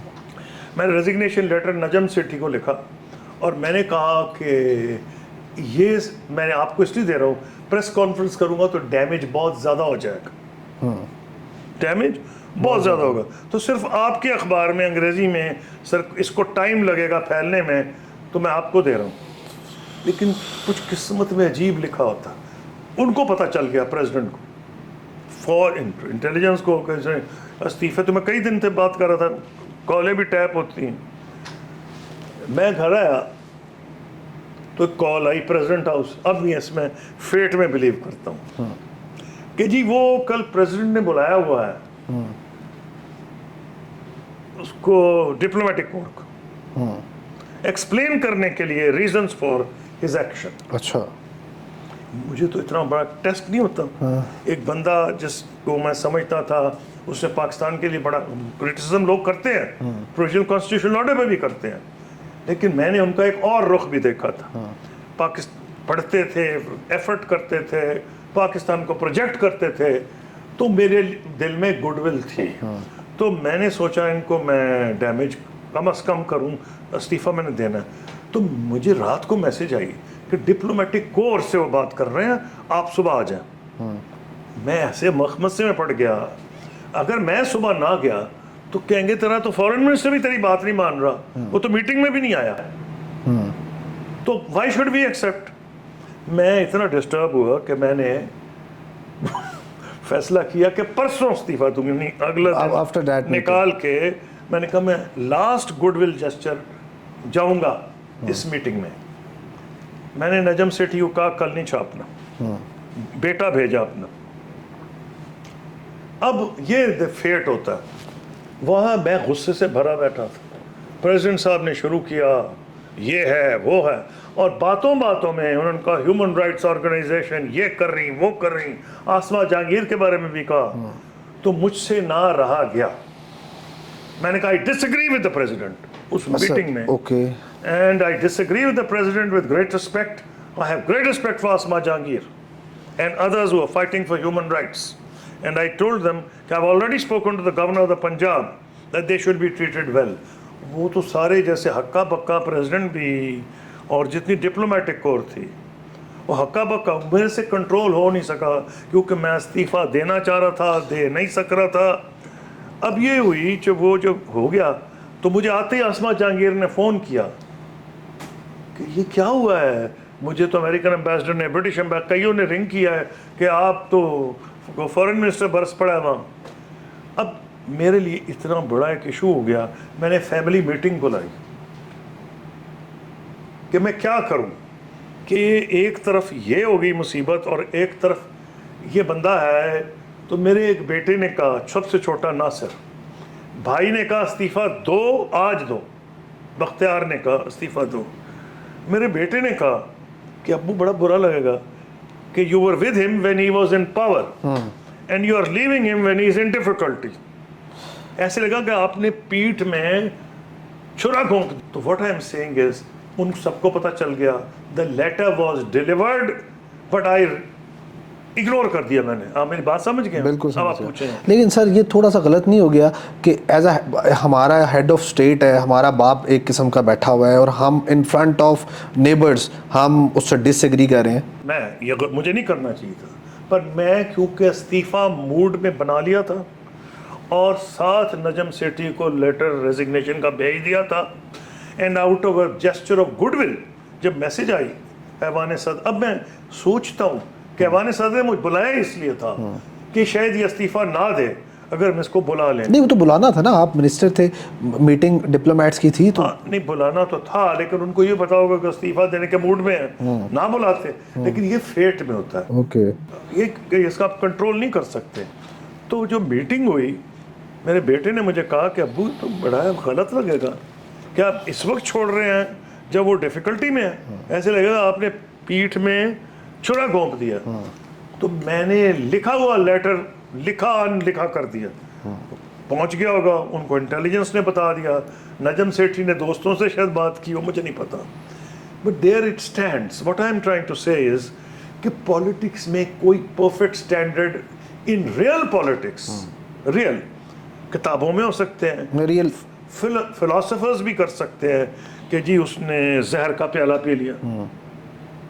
بالکل ٹھیک ہے. اب پالیٹکس میں زہر کا پیالہ نہیں پیتے, اسے بہتر ہے نہ آئے. تو میں نے کہنا ہے کہ میں my father got in trouble with Bhutto and so did I and so did my brother. ہم تینوں پہ 302 کے مقدمے بنے, ہم تینوں جیل میں گئے, not on that occasion, other occasions. میاں صاحب کے دور میں میرا کوئی ذاتی مفاد نہیں تھا, جب وہ پیک پہ تھے تو مجھے استعفیٰ دینا پڑا. پریزیڈنٹ جو عمران خان صاحب ہیں, جو کہ بڑی مجھے ہوپس اور ایکسپیکٹیشنس تھیں, 2018 میں ہم کلیئر ہو گئے تھے پرائم منسٹر بن رہے ہیں, تو میں نے ان کو کہا, ریزنز آپ کو بتا دی ہیں, ریپیٹ کرنے کی ضرورت نہیں کہ جی میں 2018 کا الیکشن نہیں لڑوں گا. پھر میں نے کہا, پارٹی واز ویری گریشیس, انہوں نے مجھے میسج بھیجی کہ ہم ٹاپ لیڈرز کا ڈیلیگیشن بھیج رہے ہیں, آپ الیکشن لڑیں, ری تھنک کریں. تو میں نے کہا چاہے پی ایم, میں آپ کو ریگارڈ کرتا ہوں, میرے دوست ہیں, اور پی ٹی آئی ساری جو قصور میں ہیں وہ سبھی میری دوست ہیں, میرے ساتھی ہیں, لیکن میں الیکشن نہیں لڑوں گا. تو کوئی وجہ ہوگی. اور پریزیڈنٹ مشرف جن کے ساتھ میں رہا, میں نے دیکھا کہ پاکستان کا مقام اونچا تھا, 8.6% ایک سال میں ہماری جی ڈی پی تھی, جب چائنا کی 9.2 تھی. We are second highest in the world. N11 Goldman سیکس نے ایک خبر, ایک رپورٹ ریلیز کی, N11 کنٹریز, نیکسٹ 11 پاکستان ان میں ٹاپ پہ تھا کہ پاکستان بھی ہو جائے گا. تو اب تو رونے کو دل چاہ رہا ہے جہاں موجود تھے. تو یہ وجہ تھی کہ پریزیڈنٹ کی جو اچیومنٹ ہے ان پہ لوگ کرٹیسائز کرتے ہیں کہ جی انہوں نے پروویژنل کانسٹیٹیوشنل آرڈر کیوں کیا, ملٹری ڈکٹیٹر تھے وغیرہ وغیرہ. لیکن جو پوائنٹ یہ ہے, کئی ایسی ویلیوز جس کے میں حق میں ہوں, ویمنز رائٹس, پلورلزم, وہ اس میں مجھے نظر آ رہی تھی. بالکل ٹھیک ہے. تو میرا کہنا یہ ہے, اگر آپ پرفیکٹ سٹینڈرڈ سے کسی پولیٹیشین کو جج کریں تو پاکستان میں تو کوئی نہیں, نہ آپ کو دنیا میں ملے. اچھا سر ٹھیک ہے. اب کیپنگ ان ویو کہ آپ نے 5 سال فارن منسٹری کی, اور and keeping in view the scenario جو آپ بتا رہے ہیں کہ آپ نے ہیڈ آف اسٹیٹ کے ساتھ ڈسینٹ اور ڈس ایگریمنٹ, ہیومن رائٹس ایکٹیوسٹ پہ اٹیک کیا. بالکل ٹھیک. حالانکہ نہیں سر, لیٹ می کمپلیٹ پلیز. آپ نے ڈس ایگریمنٹ شو کیا. اب کیپنگ ان ویو یہ آل دیز جو ڈیلیماز اور scenarios, what do you think, یہ جو آپ نے, آپ کی ایک جو 5 سال کا فارن منسٹری کا ٹینیور تھا, اور جس طرح سے آپ ڈس ایگریمنٹ کرتے تھے with the head of state, اور جس طرح مطلب 2 آپ نے اوکیزنس بتایا نا, ایک دفعہ تو آپ نے ان کو سمجھایا کہ آپ وداؤٹ یہ جو یونیفارم الیکشن لڑیں, اور دوسرا آپ نے جو ان دا پریزنس آف ڈپلومیٹس آپ نے ان سے ڈس ایگریمنٹ شو کیا. آپ کیا سمجھتے ہیں کہ ایک فارن منسٹر کو کیسا ہونا چاہیے؟ دیکھیے میں نے as when I was foreign minister he should be truthful. آپ حیران ہوں گے, ٹروتھفل ٹو, میں بات سنیں ذرا, آپ حیران ہوں گے کہ میری شاید واحد کتاب ہے جو نیدر ہاک نور ڈو جو پاکستان میں اور انڈیا میں نے ایڈوانسڈ کاپیز بھیجیں. President Musharraf, prime minister Manmohan Singh, opposition leader L کے اڈوانی, تاکہ وہ پڑھ لیں. تینوں نے, دو نے دلی میں اٹینڈ کی, انہوں نے کراچی میں. کیوں؟ Every word of it was truthful. President Musharraf نے مجھے لیٹر لکھا جو میرے پاس ہے, شاید اگلی کتاب میں چھاپ بھی دوں گا, کہ I have read your book. I thoroughly disagree with your views on Siachen and on the issue of your resignation. یہ میں چھاپ دوں گا ابھی تو. اور منموہن سنگھ نے آسما جہانگیر مرحوم کو کہا, اور منی شنکر ایئر جو انڈیا کیبنٹ منسٹر ہیں, کہ یہ تو اس نے سب کچھ سچ لکھ دیا. پاکستان کے فورن میں سب سچ لکھ, وہ توقع ہی نہیں کر رہے تھے. میری بلیف ہے کہ truth ultimately is far more powerful even in foreign policy. If you can articulate your views and people know that you mean it. تو وہ نہیں تو یہ unbelievable ہے کہ ایک کتاب ہے, ایک دشمن ملک کا فورن منسٹر کتاب لکھ رہا ہے. وہ ایل کے اڈوانی اور منموہن سنگھ میری کتاب کی لانچ میں موجود ہیں دلی میں. ادھر پریزیڈنٹ مشرف مجھے کہہ رہے ہیں I thoroughly disagree with your views, جو میں چھاپ دوں گا اگلی دفعہ اپنی کتاب میں, on Siachen and your resignation, کیونکہ میں نے سیاچن پہ جو ویوز دیے تھے وہ پریزیڈنٹ مشرف سے مختلف تھے. There it is. تو آپ پوچھتے کیا ہے, کشمیر واز نیئر ریزولوشن, ساری دنیا سے ہمارے تعلقات اچھے تھے, ہماری ریچ بڑھ رہی تھی اس حد تک کہ ہم لیٹن امریکہ پہنچے ہوئے تھے, میکسیکو, برازیل, ارجنٹینا, جو پہلے ہم نہیں وہاں جایا کرتے تھے. ہماری آؤٹ ریچ بڑھ رہی تھی. ہم ایمبیسی نہیں کھول رہے تھے. شاید چلی میں جب ہمارا یہ ڈیل ہوئی ہے ریکو ڈک کی, اور پھر ہم کیوبا میں ہم نے ایمبیسی کھولی. کیوں؟ آپ حیران ہو جائیں گے کہ رات کے 12 بجے کیوبے کے فورن منسٹر کا مجھے فون آیا جب یہاں زلزلہ تھا. تو میں نے, اس نے کہا جی پریزیڈنٹ کاسٹرو ہیز آرڈرڈ کہ we should give full support. تو میں نے ان کا شکریہ ادا کیا. تو میں نے گھڑی دیکھی, میں خاطر رات میں حساب لگایا کہ 11-12 بجے ہو گئے رات کے کیوبا میں. ان کا جی, میں نے کہا آپ کیا مدد کریں؟ ہم آپ کو 3000 ڈاکٹر بھیج رہے ہیں. میں نے کہا یا تو اس کی انگریزی خراب ہے یا اس نے شراب پی ہوئی. I said excellency 3000. میں سمجھا 30 یا 300 ہیں. He said 3000. انہوں نے 3000 ڈاکٹرز اور پیرامیڈکس بھیج دی جو یہاں آیا ہے. ہماری آؤٹ ریچ تھی, ملکوں سے بڑھ رہے تھے تعلقات, کشمیر کا سیٹل ہو رہا تھا. جب سوال پوچھیں گے تو میں جواب دے دوں گا. تو یہ جو میں سمجھتا تھا, اس لیے میں کہ پریزیڈنٹ مشرف کی کنٹریبیوشن ہے. The economy was doing very well, اور کچھ ایسی پالیسیز اڈاپٹ کی جا رہی تھیں with regarding women's emancipation, women's education, minorities, جو کہ اسینشیل ہیں for a country to develop. بالکل ٹھیک. اچھا سر, فارن پالیسی کی بات ہو رہی ہے, تو do you think a country like Pakistan who fought several wars with its neighbour on a single issue, and if I rephrase this question, a country which is surrounded by a hostile neighbors, میں مطلب کہ افغانستان کو بھی اس میں شامل کروں گا, وہ بھی ہمارے ساتھ کبھی ہوسٹائل ہو جاتا ہے, اس کی فارن پالیسی افغانستان کی. تو ملٹری اسٹیبلشمنٹ کے بغیر ہم فارن پالیسی بنائی جا سکتی ہے کیپنگ ان ویو؟ اس کا تو جواب ہی کچھ اور ہے. اس کا جواب یوں ہے کہ آپ پوچھیں کہ فارن آفس کا رول کیا ہے فارن پالیسی میں, پھر میں اس کو جواب دے سکتا ہوں. Knowledge is power. آپ تو انفارمیشن میں آپ نے شاید ڈگری بھی لی, آپ بتا رہے تھے نالج از پاور. صبح 9 بجے سب سے زیادہ نالجبل بندے کون ہوتے ہیں پاکستان میں؟ جو اخبار, نہ D G I S I, نہ president, foreign minister, foreign secretary. کیوں؟ ساری دنیا سے کیبل آ رہے ہوتے, سیکرٹ کیبلز ہماری ٹیبل پہ پڑے ہوتے, اتنا بڑا دھبا ہوتا ہے. یہ جو بندہ یہ پڑھ لے, he is the best informed man in Pakistan at 9 in the morning. the foreign secretary and the foreign minister. Now, what can you do? آپ اس کی بیسس پہ پوزیشن پیپرز لکھتے ہیں for the prime minister and in some cases اگر important information ہو army chief کو بھی بھیجتے ہیں, ہم ڈی جی ایس آئی کو بھی بھیجتے ہیں.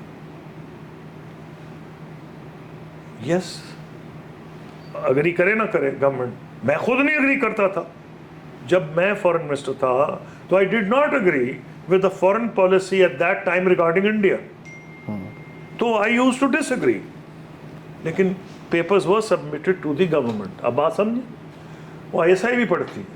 ناؤ اگر انہوں نے کچھ مختلف پالیسی اپنانی ہے, فارن آفس کی not be blamed. Foreign office has done its duty. اس ملک میں 2 ادارے ہیں, پاکستان آرمی اور فارن آفس. کیوں یہ بدلتے نہیں کہ آج ہیلتھ سیکٹری ہیں تو کل ایگریکلچر سیکٹری ہیں تو پرسوں انفارمیشن سیکٹری ہیں تو سائنس اینڈ ٹیکنالوجی میں چلے گئے. یہ وہیں رہ کے اپنے ملک کی خدمت کرتے ہیں.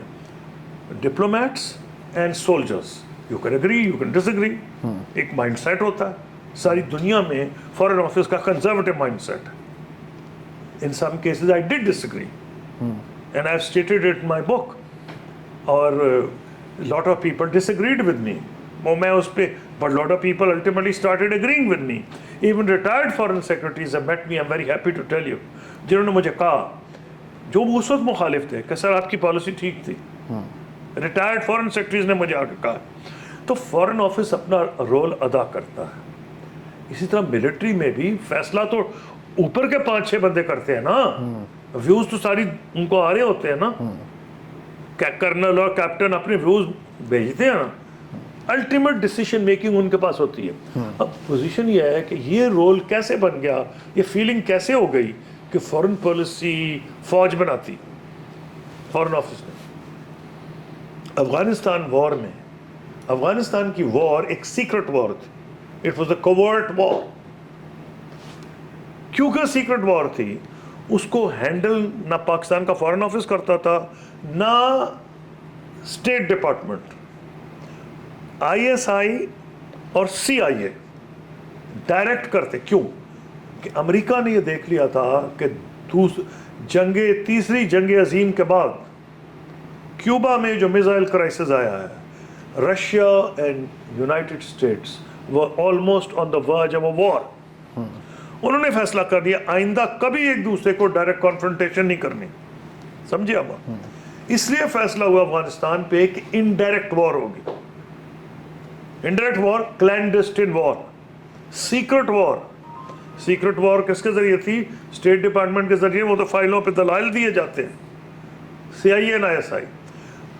پھر بھی پاکستان کا فارن آفس تھوڑا بہت پتا تھا کہ اس وقت فارمر ملٹری جنرل تھے صاحبزادہ یعقوب, ان کو ایکسیس نسبتاً زیادہ ہوتی تھی, تو ان کو شیئر کر لی جاتی تھی انفارمیشن. آپ حیران ہوں گے کہ secretary of state Shultz had to be briefed, ان کو بڑا ریفریشر کورس دیا گیا جب جنیوا اکارڈز ہو رہے تھے, because he was out to the loop. Policy handle کر رہی تھی سی آئی اے. تو یہ شروع ہوا اس دور میں کیونکہ Afghanistan became central to many of our relations, United States, India etcetera. ایک تو یہ وجہ ہے. نمبر 2, فوج اقتدار میں رہی ہے, تو ان کی جو اپنی پریجڈس کہہ لیں, پرائیورٹی کہہ لیں, مائنڈ سیٹ کہہ لیں, ٹریننگ کہہ لیں, call it what you will, it has an impact. کیوں کہ جس جگہ پہ فوج فرنٹ پہ ہوتی ہے. اب امریکہ میں سے زیادہ ڈیموکریٹک کم ملک ہوں گے, اب تو خیر نہیں رہا, لیکن ہمیں یہی ٹریننگ تھی, یہی پڑھا تھا. وہاں اتنی زبردست مخالفت کی جنرل وہ مکارتھر نے کہ ultimately had to be removed. He was opposed to the president's policies. پھر بھی افغانستان میں جنرل میکرسٹل تقریباً گالیاں دی تھیں اس کو, جو چھپ گئیں رولنگ سٹونز میں, ان کو پریزیڈنٹ اوباما کو. He had to be removed. جہاں فوجیں کنفرنٹ کر رہی ہوتی ہیں ان کے ویوز میٹر کرنے لگتے ہیں ان فارن پالیسی آلسو. تو یہ ڈیفینیٹ فیکٹر تھا. یہ امریکہ میں بھی تھا. میں نے آپ کو ایگزامپل دیا جنرل میکرسٹل کا, پھر میں نے آپ کو ایگزامپل اس وقت कोरियन वॉर का दिया क्योंकि he wanted to cross Yalu river. तो ये कई फैक्टर्स हैं और फिर ये कि फौज इक़्तिदार में रही. अच्छा, ये साइफर क्या होता है? ये जो साइफर है फॉरेन ऑफिस में, ये मैं साइफर पाकिस्तान के पॉलिटिक्स में इसलिए नहीं पढ़ूंगा, नहीं, वैसे मैं आपको जवाब दे रहा हूँ. Politics it's suppose to remain complete secret and you read the reason in the newspapers. और फॉरेन मिनिस्टर और फॉरेन ऑफिस की टेबल पे होते हैं. मुझे नहीं पता क्या डिटेल्स हैं अखबार में, क्या है क्या नहीं. इसका कोर्ट फैसला करेंगे, मैं इस पे कोई ओपिनियन नहीं दूंगा. मैं आपको ओपिनियन स्टेट कर रहा हूँ कि सीक्रेसी कितनी इंपॉर्टेंट है. You are trying to bring me into national politics. मैंने एक चीज सीखी है. I am just asking you technical question कि technically what is meant by cipher. There are to perspectives. Foreign minister Shah Mahmood Qureshi and Prime Minister Imran Khan are saying one thing, the prosecution is saying another, and क्यों मैं नहीं बोलता, आप आज reason दे देता हूँ. मैं avoid करता हूँ टेलीविजन अपीयरेंसेस, मेरी बड़ी कम है क्योंकि उनका काम है कोई ना कोई सवाल करना है, इसको गाली आप दे दें उसको दे दें. मैं कहता मैंने नहीं करना. अगर कोई नेशनल इशू है, कोई इशू है, मैं आपसे बात कर लूँगा. इस गालम गलोच में मैंने नहीं पढ़ना. I am just out of it. मैंने नहीं करना है. ओके जी. इंडिया पाकिस्तान का जो मसला अज़ल से चलता आ रहा है, जब से हमारा पाकिस्तान अलहदा हुआ है, इंडिया अपना एक उस आज़ाद मुल्क बना है, आपके ख्याल से कभी कोई ऐसा टाइम आएगा कि हमारा भी कोई EU जैसा या शेंजन जैसा या UAE जैसा कोई एक अलाइंस बन जाए, एक वीज़ा फ्री पॉलिसी बन जाए? आपको लगता है? देखिए, कई जगह होती है सर्कमस्टांसिस की डिक्टेट. दुनिया में देखा गया है कि पूरे इलाके डेवलप करते हैं, regions develop. Undoubtedly India is almost a continent, बहुत बड़ा मुल्क है and it's currently developing well. मैंने जो उसकी इनहेरेंट वीकनेसेस हैं वो आपको पहले बता दी हैं मैंने. जो इसको वो जो क्या कहते हैं, there is a word for it जो मेरे दिमाग से निकल गया है, कि वो इंडिया में है लेकिन वो प्रोग्रेस कर रहा है आजकल इकोनॉमिकली. इंडिया जो रोल इंटरनेशनल प्ले करना चाहता है वो कर ही नहीं सकता अगर पाकिस्तान के साथ ये हालात रहे. नंबर 2, ये अनसस्टेनेबल है इवन फॉर इंडिया कि बैक वक्त चीन और पाकिस्तान इंडिया के बॉर्डर पे खड़े हैं, दोनों से उसके ताल्लुकात ख़राब हैं. और इंडियन जनरल जो हार्ड लाइन है वो कहते थे we are prepared for 2.5 war situations. 2.5 का क्या मतलब है? पाकिस्तान, चीन और कश्मीर. ये बिल्कुल खाम ख्याली है. जब हिंदुस्तान सोचेगा, इवन शेखर गुप्ता रिसेंटली जो काफ़ी वो प्रो एस्टैब्लिशमेंट लिखते हैं, उन्होंने भी प्राइम मिनिस्टर मोदी को एडवाइस किया है कि आप या पाकिस्तान से सुलह करें या चीन से सुलह करें. ये मेंटेनेबल इंडिया के लिए नहीं है, ये उसके मफाद में नहीं है. फिर जो बॉर्डर रीजन्स हैं लाइक पंजाब, लाइक कराची के साथ राजस्थान, सिंध में गुजरात, इनकी और बॉम्बे एंड कराची, इनकी कुछ बड़ी लिंकेजेस हैं जिससे दोनों मुल्कों को फ़ायदा हो सकता है. मेरी ज़ाती राय ये है कि मोदी साहब ने जो भी पॉलिसी अपनाई है ये लॉन्ग रन में एक तो हिंदुस्तान को नुकसान पहुंचाएगी, लेकिन there is a world after Modi. Modi 100 साल के लिए तो नहीं आए. हिंदुस्तान में और सियासी जमातें भी हैं, बीजेपी में और लीडर भी हैं. हमें वो सोचना है अपनी पॉलिसी को जिसका पाकिस्तान को फ़ायदा है. पाकिस्तान को किस चीज़ में फ़ायदा है? हमारी सबसे बड़ी ताकत कनेक्टिविटी. शायद दुनिया में कम मुल्क हैं, चीन और हिंदुस्तान की आबादी कोई पता नहीं, दुनिया की 30% होगी. सेंट्रल एशिया और उधर से अफ़गानिस्तान, ये सब लिंक्ड है. अगर ये हमारी हो तो हिंदुस्तान को भी फ़ायदा है और लॉन्ग रन ये मैटर करेगा. हिंदुस्तान हमसे एक्सेस मांगता है. क्या मांगता? हमें अफ़गानिस्तान जाने दो, सेंट्रल एशिया जाने दो, हम नहीं जाने देते. तो अगर एक स्टेज आएगी जब इलेक्शन ख़त्म हो जाएगा, गालम गलोच की इतनी ज़रूरत नहीं रहेगी, तो इंडिया खुद सोचेगा कि भाई अगर पाकिस्तान हमें एक्सेस दे और हमें एक्सेस देने में फ़ायदा है. मैंने अपनी किताब में लिखा है, हम बड़ी बढ़के मारते हैं, we are a bridge to this bridge to south central waste Asia. किताब में लिखा you are bridge to nothing because the bridge is closed. Bridge तब ओपन होगी जब आप अपनी स्ट्रेटेजिक सिचुएशन का फ़ायदा उठाएंगे. आप वो मुल्क हैं जिसकी गल्फ के साथ آپ کی جو اوشن کی باؤنڈریز ہیں، میری ٹائم باؤنڈریز ملتی ہیں، مسقط کی اور پاکستان کی باؤنڈریز مل رہی ہیں. ایک طرف گلف کے ساتھ کنیکٹڈ ہیں، ایک طرف آپ ساؤتھ سینٹرل ویسٹ ایشیا اور چائنا سے کنیکٹڈ ہیں، ہمارے ذریعے چین، افریقہ اور مڈل ایسٹ سے کنیکٹڈ ہے. لیکن جو چیز ہمارے حق میں ہے وہ ہم اپنے ہاتھوں سے بند کی ہوئی ہے. ہمیں اپنا دیکھنا. تو میں اس کتاب میں میری میسج بھی یہ ہوگی، جو میری اب اگلی کتاب آئے گی، کنیکٹیوٹی از دا فیوچر، اس کے باہر گزارا نہیں. پاکستان کی مین پوزیشن، ہم اپنی غلطیاں جو ہیں وہ میں کتاب میں ریفر کروں گا، لیکن وہ میں سارے راہ کروں گا کہ کیوں ہم پیچھے رہ گئے، ضرور کروں گا. لیکن میری وہ ایکسپرٹیز نہیں ہے. میری ایکسپرٹیز جو ہے وہ اس فیلڈ میں ہے. تو میں تجربے سے بتاؤں گا کہ یہی پاکستان کا راستہ ہے. ہمیں اپنے راستے پہ چلنا ہے. مودی صاحب کتنی دیر رہتے ہیں کتنی نہیں، الیکشن کے بعد ان کی کیا پالیسی ہے، اور اگر ہم ہمارے پاس بھی ہاتھ میں پتے ہیں، اگر ہم وہ کھول دیں، ان کو ایکسیس دے دیں in return for going back to a dialogue with India, جس کا ہم نے تو تقریباً کشمیر کا مسئلہ ہی حل کر لیا تھا. اور آپ حیران ہوں گے کہ کئی لوگ کہتے نہیں وہ تو ریلیونٹ ہو گیا جی، ہمیں تو بڑی دیر سے کہا جا رہا تھا کہ ریلیونٹ ہو گیا. گئی بات، رات گئی بات گئی. ٹریک 2 میں انوالو ہوں، جو غیر ملک قرار ہے، غیر ملک کا ایک ادارہ قرار ہے. اس میں Indians, Pakistanis generals, ministers, retired foreign secretaries ہم اکٹھے ہوتے ہیں، ہم میٹ کرتے ہیں. آپ حیران ہوں گے اب 2024-23 میں ہم بات ہی 4 پوائنٹس پہ کر رہے ہیں، یعنی کہ دنیا یہی سمجھتی ہے وہ واحد رستہ ہے. اب تو پھر مودی صاحب کہہ رہے تھے کہ جو ہے نا بھول جاؤ ساری کہانی.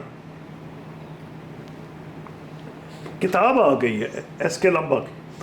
ایس کے لمبا اس گروپ کے ممبر ہیں، جو ہمارا ٹریک 2 ہوتا ہے، وہ فوت ہو گئے. انہوں نے کتاب میں لکھ دیا کہ پرائم منسٹر مودی نے 2019 میں مجھے بلایا اور مجھے کہا پاکستان سے 4 پوائنٹس میں بات کرو، اور ہمیں کہا جائے تو بات ہی کوئی نہیں.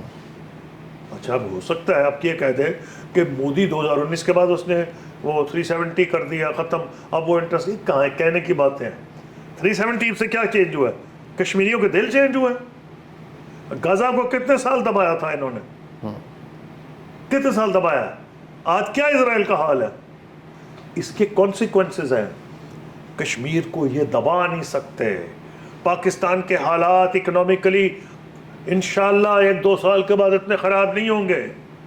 چائنا، پاکستان، انڈیا کا بارڈر نہیں بدلے گا. اس بارڈر کو سے انڈیا کو ڈرنا چاہیے. پھر ہم ان کو کنیکٹیوٹی دے سکتے ہیں. یہ سوچ لینا کہ پاکستان ہاتھ میں کوئی پتے نہیں، بالکل غلط بات ہے، اور یہ ایک پیسمسٹک سوچ ہے. ایسی بات نہیں ہے. لیکن ضرورت اس بات کی ہے ہم اپنے ملک میں گورننس بہتر کریں، اور اپنے ملک میں ہم ایک ماحول ایسا پیدا کریں کہ جس میں تو کچھ یکجہتی نظر آئے. اور اپنی جو ہماری ویکنسز ہیں جو ہر بندے کو پتہ ہے، اس کا میں جس میں کتاب میں ذکر بھی کروں گا. ایجوکیشن میں پیچھے رہ گئے. سائنس اینڈ ٹیکنالوجی، سٹیم کے سبجیکٹس ہیں، سائنس، ٹیکنالوجی، انجینئرنگ، میتھمیٹکس. جو ملک ہم سے پیچھے سے آگے نکل گئے ہیں. ساؤتھ ایسٹ ایشیا ہم سے پیچھے تھا. 47 میں انڈیا ہم سے آگے تھا. 51 میں ہم انڈیا سے آگے ہو گئے، کورین وار کے بعد 51-52. پھر ہم کو 40 سال انڈیا سے آگے رہے ہیں. اس کے بعد یہ بتانے کی ضرورت تھا کہ لوگوں میں جو یہ آ رہی ہے نا ایک پیسمزم، اس کے بعد ایسے پیریڈز آئے پاکستان میں، ایون پریزیڈنٹ مشرف کے دور میں جب آپ کی اکانومی تیزی میں گرو کر رہی تھی، میاں نواز شریف کا دور، عمران خان کے دور میں اکانومی گرو کی ہے. بالکل ٹھیک. لیکن کیا ہوتا ہے پھر ہم یہ کرتے ہیں الیکشن جیتنے کی خاطر تمام جو ہے رولز توڑ دیتے ہیں اکانومی کے، اتنے خرچہ کرتے ہیں، اور وہ پھر بھیک میں آئی ایم ایف کا پہنچ جاتے ہیں. آئی ایم ایف کی جو شرائط ہیں اس کے اندر رہتے ہوئے آپ کے لیے بڑا مشکل ہے گرو کرنا. تو دیکھیں پاکستان کی مشکلات 2-1 سال میں دور ہو جائیں گی. انڈیا کی مشکلات شروع ہوں گی. جس حساب سے مسائل جا رہے ہیں نا ہندوستان میں، سکھ، مسلمان، کرسچنز، اور ابھی تک تو امریکہ اور یہ سارے آنکھیں بند کیے بیٹھے ہیں ہیومن رائٹس وائلیشن کی. لیکن ان کو اب نظر آ گیا ہے کہ اس یوکرین پہ انڈیا نے کوئی امریکہ کی بات نہیں مانی. بالکل ٹھیک. تیل بھی لے رہے ہیں, S-400 میزائلز بھی لے رہے ہیں, جو ان کی مرضی میں آتی ہے کرتے. تو انڈیا امریکہ پہ سمجھ آ رہی ہے. تو میرا کہنا یہ ہے کہ یہ نہیں سمجھنا چاہیے کہ آج کے حالات پرماننٹ. انڈینز مجھے بلاتے ہیں آج کل بھی, یہ میں نہیں جاتا انڈیا آج کل, دل نہیں چاہتا جانے کو. تو میں کہتا ہوں میں بات کروں گا, جو سیمینار ہے اس پہ یہ کیا ہوتا ہے جو ویبینار, زوم کے اوپر ویبینار, تو مجھ سے وہ یہی پوچھتے ہیں, کہتے ہیں بھائی اب تو مودی نے یہ کر دیا تو آپ بھول کیوں نہیں جاتے. میں نے کہا کشمیری بھول گئے, ہم کیوں بھول جائیں. جس دن کشمیری بھول گئے ہاں پھر پاکستان کا کیس کمزور ہو جائے گا. کشمیر کا ایشو کشمیریوں نے زندہ رکھا ہے, ہماری ڈپلومیسی کا بڑا امپورٹنٹ رول ہے. اچھا سر مجھے ایک بتائیے کہ کشمیری ہم سے خوش ہیں؟ اب میں آپ کو ایک واقعہ سناتا ہوں. Back in 2010-11 I was in Dubai, on Dubai airport. میں ٹرانزٹ میں تھا, ایک ریسرچ پیپر پڑھ کے واپس آ رہا تھا. تو وہ فون اس وقت بوتھ سسٹم تھا, موبائل تھے لیکن بوتھ سسٹم ابھی چل رہے تھے. تو ایک بندہ میرے آگے تھا, اس سے میں نے ہیلو آئی ہو گئی. تو اس نے مجھ سے پوچھا کہ ویئر آر یو فرام. میں نے کہا فرام پاکستان. میں نے جیسے اس کو بتایا تو وہ تھوڑا سا انوائڈ ہو گیا مجھ سے. میں نے کیوریس ہوا, میں نے کہا آپ کہاں سے ہو؟ تو کہتا آئی ایم فرام کشمیر. تو میں کہا ہاں پاکستان سے ہی ہو نا؟ کہتا نو آئی ایم فرام کشمیر. مطلب یہ دو علیحدہ چیزیں ہیں. تو یہ مجھے بات سمجھ نہیں آئی. نہیں یہ تو ہے بات, یہ سمجھنا چاہیے اور اس کو سمجھ کے ہی آپ آگے بڑھیں گے. کشمیریوں کی جو ایسپریشنز ہیں وہ آپ کو سمجھنی پڑیں گی. I'll try and address them in my book. لیکن وہ انڈیا کے ساتھ نہیں جانا چاہتے. اوکے, ایک بات بالکل کلیئر ہے, آپ سے جو گریونسز ہیں وہ تو صوبوں میں آپس میں بالکل ایسے وہ نوعیت اور ہے. ٹھیک ہو گیا. اچھا سر, ہم انٹالرنٹ سوسائٹی میں رہ رہے ہیں, خاص طور پر ریلیجیس انٹالرنس بہت زیادہ ہے. ہماری کچھ ویوز ہوتے ہیں جو سینہ بسینہ آگے چل رہے ہوتے ہیں, اور اگر آپ کا ویو وہ نہیں ہے جو میرا ویو ہے تو آپ میرے لیے کافر ہیں, اور کئی جگہوں پہ واجب القتل بھی ہیں. اور کچھ پولیٹیشنز بھی اس ریلیجیس انٹالرنس کی بھینٹ چڑھے. اور at a time I still remember کہ مجھے ایک بندہ مر گیا کہیں کسی جگہ پہ due to this religious intolerance. آدھے میسیج مبارکباد کے آ رہے ہیں اور آدھے میسیج غم کے آ رہے ہیں. تو ایسی سوسائٹی جہاں پہ آپ سب سے پہلے ویوز پہ ہی آپ انٹالرنٹ ہو گئے ہیں. دوسرا یہ کہ آپ کو کانسٹیبل کسی بندے کو روک لیتا ہے, وہ عورت کہتی ہے جی میں بڑے افسر کی بیوی ہوں, تو وہ اس کے پیچھے لگ جاتی ہے, انٹالرنٹ ہوتی ہے, اس کا دل چاہتا ہے جوتی اتار کے مارنے شروع ہو جائے. آپ نے کتاب میں ڈیڈیکیشن میں لکھا کہ آپ ٹالرنٹ ہیں کیونکہ, اور آپ نے یہ ٹالرنس جو ہے یہ اپنے پیرنٹس سے سیکھی ہے. تو یہ کیسے آپ ہمیں بھی سکھا سکتے ہیں یا پاکستانی سوسائٹی کو سکھا سکتے ہیں؟ میرے جو والدین ہیں ان میں بود المشرقین کامن ہی کوئی چیز نہیں تھی. والد ٹھیٹھ پنجابی, والدہ ٹوٹلی اردو اسپیکنگ. اوکے. ان کے فیملی نے پروڈیوس کیے ہیں غالب, داغ, اور جو لیٹسٹ جنریشن میں جمیل الدین علی, جو اردو کے سب سے بڑے پوئٹس ہیں, جن کا کو 15-16 جو دلی میں غالب اکیڈمی نے کتاب چھاپی ہے وہ میری ننیال ہے. اوکے. اور وہ رولنگ پرنسس تھے, رولنگ پرنسس پرو برٹش تھے. میری ددیال دشمن تھی انگریزوں کی. میرے دادا جو تھے انگریزوں کے بھی دشمن تھے. اپنے بچوں کو میں نے کو بتایا کسی کو بھیجنا چاہ رہے تھے, بھیج دیا کابل تایا کو. والد کو میرے وہ ترکی بھیجنا چاہتے تھے, ٹرکش آرمی میں چلا جائے. وہ دوسری کہانی ہے, لمبا ہو جائے گا, کوئی جا نہیں سکے, تو وہ کہانی دوسری ہے. پوائنٹ یہ ہے کہ یہ کٹڑ پنجابی, یہ اہل حدیث, وہ بریلوی, کوئی چیز کامن ہی نہیں تھی. سو مچ سو کہ میرے اسکول پہ والد کہتی تھی, والدہ کہتی ایچسن کالج جائے گا, والد کہتے مر بھی جاؤں گا تو ایچسن کالج نہیں بھیجوں گا. کیوں؟ انہوں نے کہا وہ اس کا نام تھا چیفز کالج. ان کا تمہاری جو ننیال پڑھ کے آئی ہے, جو انہوں نے وہاں کارنامے کیے میں نے دیکھ لیے. تو بڑی بحث ہوئی. تو مطلب مجھے والد نے مجھے نہیں ایچسن کالج جانے دیا, نہ میرے چھوٹے بھائی جو 10 سال چھوٹے ان کو جانے دیا. کیوں کہ خان عبد الغفار خان کا بیٹے عبدالعلی خان جب ایچسن کالج کا پرنسپل اب بنے تو انہوں نے میرے والد کو کہا اب یہ چیفز کالج نہیں رہا, اب یہ انگلش پبلک اسکول ہو گیا. تو میرے چھوٹے بھائی وہاں پڑھے. تو اتنی زیادہ میری نانا والدہ کہتی تھی, میرے تو والد پڑھے ہیں 1885 میں, تو ان کہتی تمہارے والد نے پڑھے, یہ نہیں جائے گا. انہوں نے میرا خیال اچھا ہی کیا مجھے نہیں بھیجا. تو وہ یہ ہوا ہے, کوئی کامن فیکٹر ہی نہیں تھا, but they lived a happy life. اچھا, تو میں نے اس سے یہ دیکھا کہ میرے والد پروگریسو لیفٹ کے تھے, لیکن ان کے جو دوست تھے اس میں کمیونسٹ بھی تھے, ٹریڈ یونین لیڈر بھی تھے. مولانا مودودی, شاہ احمد نورانی, مولانا عبدالستار خان نیازی, سب ان کے ذاتی دوست تھے اور مختلف قسم کے لوگ تھے. تو جو ٹالرنس میرے والد میں آئی, حالانکہ وہ اہل حدیث تھے, ان میں تو میں نے والدہ و والد کو دیکھا کہ اگر یہ کر سکتے ہیں, ایکچولی میں نے ٹالرنس وہاں دیکھی ہے کہ زبان سے لے کے اپنا کیا کہیں گے آپ, مذہبی اعتقادات, کوئی چیز کامن نہیں. اچھا سر, مجھے بتائیے, اب ریلیجن کی بات ہو رہی ہے. کارل مارکس کہتا ہے کہ یہ اوپیم ہے ریلیجن جو ہے لوگوں کے لیے. اچھا سر, پاکستان میں ہم دیکھتے ہیں, اب یہ بڑا مجھے سمجھ نہیں آتی یہ بات کی. ابھی آپ کوئی مولانا کو کہیں, جماعت اسلامی فار ایگزامپل, آپ نے پہلے تعریف بھی کی جماعت اسلامی کی کہ وہ, میں نے تو یہ کہا کہ ان بڑی تنظیم سازی اچھی ہے جس طرح آپ نے بتایا. اگر وہ فلسطین پہ ایک ریلی نکالنا چاہے نا تو بہت بندہ باہر نکل آئے گا, سڑکیں بلاک کر دیں گے, ٹھیک ہے. اسرائیل کے خلاف آپ نکلوانا چاہیے, انڈیا کے خلاف, یہاں پہ رولے مچ جائیں گے پورا, یہ آپ بند. اچھا, لیکن ووٹ وہ ایک نہیں نکال سکتے. ایون کئی دفعہ امیر جماعت اسلامی پاکستان اپنی ذاتی سیٹ نہیں نکال پا رہے ہوتے. تو اور کبھی بھی آپ نے جس طرح بتایا کہ ہمارے ادھر ریلیجیس ویوز کے بڑے پھڈے ہیں, تو سر یہ مجھے بتائیں کہ ہم بہت زیادہ کنزرویٹو کلاس کہہ لیں اپنے آپ کو, تو ہم یہ ریلیجیس پارٹیز کو ووٹ کیوں نہیں دے رہے ہوتے؟ یہ آپ نے جو واقعہ, یہ اس سینٹنس جواب کمپلیٹ کر دے گا جو آپ نے پہلے پوچھا تھا کہ جی آپ لوگوں کے جھوٹے مقدموں میں سپورٹ نہیں کرتے تھے, فلاں نہیں کرتے تھے, فرق کیا پڑتا تھا. عطا اللہ شاہ بخاری جب تقریر کرتے تھے, مولانا عطا اللہ شاہ بخاری, تو بارش ہو رہی ہوتی تھی اور لوگ ساری رات نہیں اٹھتے تھے.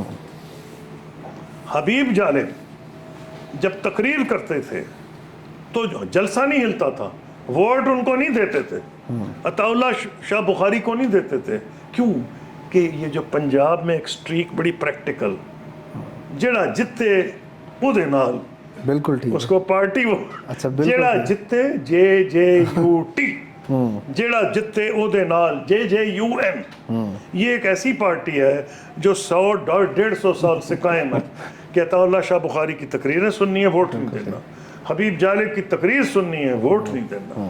ووٹ اس کو دینا ہے جو آپ کے کام آ جائے, آپ کی گلی صحیح سنوار سکے, بجلی کا کھمبا لگوا سکے, ٹرانسفارمر خراب ہو جائے اسے ٹھیک کر سکے, جھوٹے مقدمے میں پھنسا سکے یا سچے مقدمے سے باہر نکال دے. بالکل ٹھیک ہے, یہ تو بالکل مختلف ہے. تو یہ ریزن ہے. اچھا سر, اب میں ایک ایجوکیشن سے ریلیٹڈ آپ سے کویشچن پوچھوں گا. ایجوکیشن کو پرائیویٹائز ہونا چاہیے؟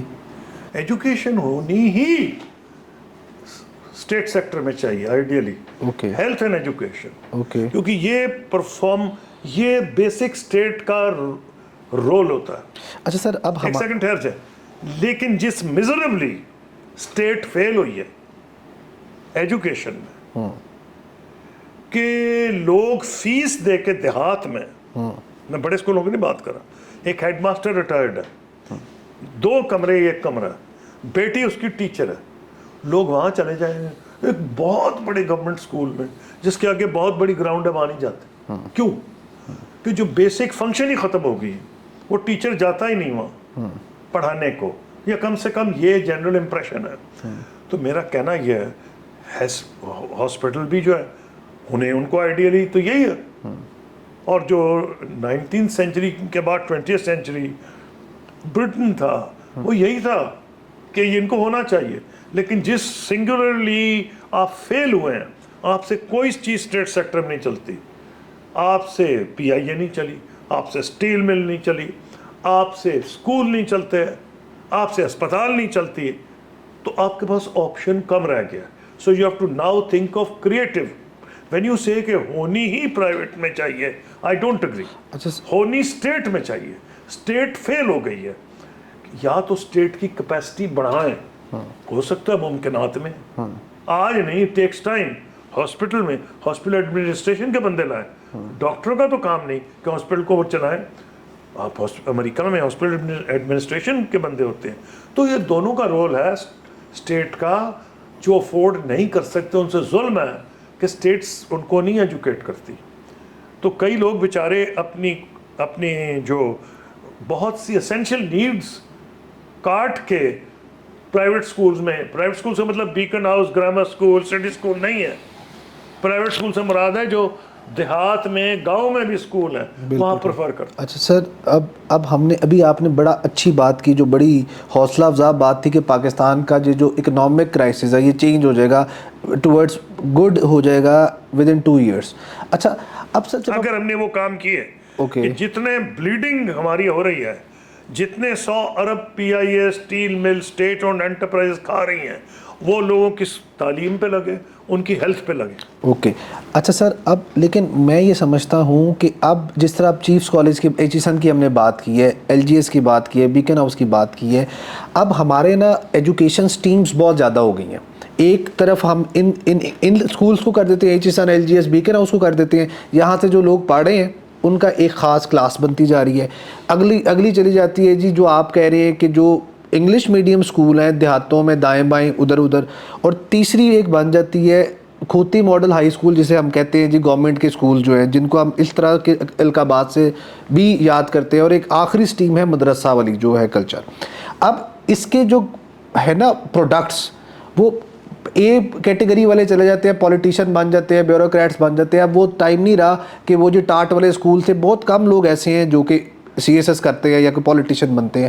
اب جتنے لوگ ٹاپ کر رہے ہیں ان میں سے میجورٹی یا لمس کی ہے یا ایل ایس سی کی ہے یا باہر سے پڑھ کے آئے ہوئے ہیں. اچھا جب اتنا ویریڈ ہم کلچر پیدا کر رہے ہیں ایک ملک کے اندر, تو آپ سمجھتے ہیں کہ ہماری بیسس ٹھیک رہیں گی ان ڈیو ٹائم یا ان ٹائمز ٹو کم؟ نہیں, this is very bad. How can I think it's a good thing? All we can say is کہ ہماری کوشش ہونی چاہیے کہ اس کو کم کریں, جس کا مطلب یہ ہے ایک تو کمپٹیشن اسینشیل ہے, پرائیویٹ سیکٹر اپنا کام کرتا جائے, سرکار اسٹیٹ سکولز کو ایسے نہ چلائے جیسے کوئی افسر شاہی وہاں چل رہی ہے. وہاں ٹیچرز جو ہیں آپ کو ڈفرینٹ میتھڈ اڈاپٹ کرنا پڑے گا. اکاؤنٹیبلٹی کون کرے؟ Not government officials. اکاؤنٹیبلٹی وہاں کے پیرنٹس کر لیں, اسی کے علاقے کے. اور ٹیچرز ایسے سسٹم بنائے جا سکتے ہیں کہ ٹیچر ریکروٹمنٹ ہو اور پیرنٹس کا اس میں رول آ جائے. محکمہ تعلیم اگر ایک دفعہ لگ لے, وہ بندے نے ریٹائر ہی نہیں ہونا جب تک وہ مر جائے گا. پرفارمنس پہ کوئی نہیں اس کے ہے. اچھے ٹیچرز بھی ہیں. اچھا آپ کے اچھے ٹیچر خراب ہو جاتے ہیں, جب اچھے سرکاری اسکولوں میں اچھے ٹیچر ہیں وہ کہتے ہیں اس میں تو کوئی فائدہ ہی نہیں, گھوڑے گدھے کو اکٹھا ہانکا جا رہا ہے, اس نے 15 سال کیے میں نے 15 برابر کے. تو کوئی آپ کو کریٹیوٹی لانی پڑے گی, انسینٹیو دیں پرائیویٹ سرکاری اسکول میں اچھے ٹیچرز کو پرفارم کرنے کا. اوکے اچھا سر, اب ہم نے انڈیا پاکستان کی بات کی, کشمیر کی بات کی, آپ نے اس پہ کتاب بھی لکھ چھوڑی. آپ بتائیے ایک سلوشن, جو وائبل سلوشن کیا ہے کشمیر ایشو کا؟ دیکھیں کوئی کشمیر کا سلوشن ہے ہی نہیں جس کو کشمیری ایکسیپٹ نہ کرے. پہلی بات تو یہ ہے, وہ بکواس ہے کہ جی پاکستان انڈیا اکیلے ایکسیپٹ کر لیں. اس لیے ہم نے بڑی محنت کر کے وہ سلوشن کیا تھا اور اس میں 3 سال لگے تھے. اس میں سیکرٹلی, کیونکہ اصلی مسئلہ کشمیریوں کا تھا, میں تو پہلے دلی میں ملتا تھا کشمیریوں کو, پاکستان میں ملتا تھا, اور سیکرٹلی 3rd کنٹریز میں بھی ملتا تھا تاکہ کسی کو پتہ ہی نہ چلے. ان کے ویوز میں لیتا تھا, ان کو آہستہ آہستہ وداؤٹ گیونگ ٹوٹل ان کو امپریشن بتا دیتا تھا کہ اس قسم کی اب بات سوچ رہے ہیں. یہ مجھے پتا تھا کہ اگر کشمیریوں نے اس سلوشن کو رد کر دیا تو پاکستانی عوام بھی رد کر دیں گے. تو پہلی ضرورت یہ تھی کشمیریوں کو کنونس کرنا, پاکستان میں پبلک اوپینین کو گیلونائز کرنا, جو میں کرتا تھا جب میں فورن منسٹر تھا, کہ ایک نئی سوچ, مختلف سوچ. اور آپ حیران ہوں گے کہ اکثریت کشمیریوں کی بھاری اس کے حق میں تھی. اگر آپ کشمیر کو یہ سوچ کے کہ بائی ملٹری فورس دبا کے رکھے گا انڈیا, یا پاکستان کا کوئی جوائنٹ سیکٹری کنٹرول کرے گا, یہ نہیں ہوگا. Okay, it's not possible. کشمیریوں کی جو خواہشات ہیں उसको आपको पाकिस्तान को और नौयत से, क्योंकि आपको रिप्रेशन या सप्रेशन वो नहीं कर रहे, वो तो बंदूकों से खड़े इंडिया में, लेकिन आपको बिल्कुल अगर आपके अपने सूबों में भी लोगों के डिफरेंट इंटरेस्ट हैं तो आपको कश्मीरियों के जो इंटरेस्ट हैं, जो आपने वाक़या अपना सुना है दुबई में, उसको मरलूज़ खातिर रखना पड़ेगा. तो you need to change those things. मेरी तो बड़ी देर से अपने व्यूज़ हैं. If I get a chance, तो मैंने क्या, मैं अभी लोगों को कहता रहता हूँ कि जब तक गिलगित बल्तिस्तान, आज़ाद जम्मू कश्मीर को तमाम वो राइट्स नहीं मिलते जो डेमोक्रेटिक राइट्स बाकी सूबों को है, हम यही सोचते रहते हैं प्लेबिसिट होगा, ये लोग हमें वोट डालेंगे. और भाई खुदा का खौफ करें, वो इंसान हैं, उनके डेमोक्रेटिक राइट्स हैं. पहला काम तो आप ये करें कि आप कानून पास कर सकते हैं पेंडिंग अ प्लेबिसिट. आप उनको पूरे राइट्स दे दें, पंजाबियों के, सिंधियों, बलोचियों के, पठानों के जितने राइट्स हैं कश्मीरियों और गिलगित बल्तिस्तान को दें. एक वे आउट किया. कश्मीरियों की मजीद बातें सुन रहे हैं. तो ये तो इंडिया ने जो सोचा है ना दबाव, तो कामयाब हो ही नहीं सकता sustainable. It will have to change, it will have to give way, and India must learn जो गजा में हुआ है. 74 साल से कश्मीर, हाँ मैंने पहले उनको कहा, मुझे जो इंडियंस कहते थे ना प्राइम मिनिस्टर मोदी ने ये कर दिया है, अभी भी 2 महीने पहले भी जो जूम पे कॉन्फ्रेंसेस हुई, मैंने कहा मुझे ना बताओ प्राइम मिनिस्टर मोदी ने क्या किया. वो जो मर्जी करते रहो, अगर कश्मीरी तुमसे राजी हैं तो हमारा केस आहिस्ता आहिस्ता कमजोर हो जाएगा, क्योंकि पाकिस्तान तो उनको डिप्लोमेटिक सपोर्ट देता है. कश्मीरी आपसे राजी नहीं है. अगर आपसे राजी नहीं तो ये फिर पायदार चीज नहीं. बिल्कुल ठीक. और फिर पाकिस्तान कहता तो मैं नहीं, पाकिस्तान इस पोजीशन में जरूर है कि आप जो सोल्यूशन चाह रहे हैं वो कामयाब ना होने दें. बस that's all, I can't say more. Sir one last question, आपके ख्याल से पाकिस्तान में ऐसा कौन सा मसला है या पाकिस्तानी ऐसा कौन सा एक काम करे जिससे वो दोबारा अपने प्रोग्रेस वाली ट्रैक पे चढ़े? तो मैंने कहा ये देखें बड़ी मुसीबत की बात है, अभी IMF का जो प्रोग्राम है सारा वजन तो इसका गरीबों में बढ़ जाता है. IMF ने मकसद है टैक्स रेज करना और अपने खर्चे कम करना. फेडरल गवर्नमेंट अपने खर्चे कम करे, प्रोविंशियल गवर्नमेंट खर्चे कम करे, और प्रोविंसेस टैक्स कलेक्ट करें जो कुछ नहीं कर रहे. अब इनको करना पड़ेगा.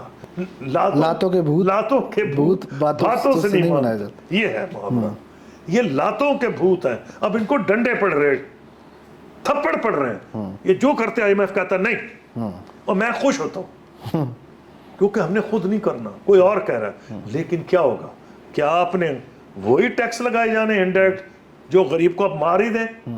भाई आपको चाहिए, IMF ने ये तो नहीं कहा कि सारा वजन आप सैलरीड तबके पे लगा दें. आप क्यों नहीं टैक्स करते? मैं खुद जमींदार हूँ, एग्रीकल्चर इसको करें. क्यों नहीं करते रिटेल में? क्यों नहीं करते आप जो प्रॉपर्टी आपकी मार्केट है? आपको ये करना पड़ेगा. और ये जो ट्रांसफर है वजन, अगले बजट में मेरी दरखास्त होगी गवर्नमेंट से कि वो उन लोगों पे ना डाले जो ऑलरेडी टैक्स दे रहे हैं, या इनडायरेक्ट टैक्स लगा के गरीबों का कचूमर निकाल दें. गरीबों को सपोर्ट करने का ये तरीका है, सब्सिडी अमीरों को ना दें, सब्सिडी गरीबों को दें, और टारगेटेड सब्सिडी दें कि फला. अब तो माशाल्लाह हर बंदे का नाम कंप्यूटर पे चढ़ा हुआ है, आपका नादरा में पूरी लिस्ट है. आपको पता होना चाहिए कि कौन से लोगों पे ज्यादा बुरा असर पड़ रहा है, उनको डायरेक्ट पैसे दें. किसी बीच में ब्यूरोक्रेसी को निकाल दें, डायरेक्ट पैसे उनके अकाउंट में जाएं, और अमीरों पे लगाएं टैक्स, क्योंकि 2-3 साल मुश्किल होंगे. ये 2-3 साल इसलिए मुश्किल है कि आपको भीख मांगने की आदत से छुड़वाना है. भीख ऐसा ही नशा है जैसे कोई भंग या चरस का पड़ जाए, इससे आपको निकालना ज़रूरी है. जब आप किसी चरसी या भंगी को उससे बाहर निकालते हैं बड़ी तकलीफ होती है. उसको रिहेबिलिटेशन सेंटर में समझे कि IMF रिहेबिलिटेशन सेंटर है, लेकिन जो वजन आपने डालना है ये सोसाइटी बर्दाश्त नहीं कर सकती. आपको वजन अब उन लोगों पे डालना पड़ेगा जो पहले टैक्स नहीं देते. बिल्कुल. और direct taxes. Sir thank you so much. Okay, thank you. बड़ा अच्छा लगा आपसे बात करके, और ख़ास तौर पे जो आपने इनसाइट बताई मुख्तलिफ टॉपिक्स के बारे में.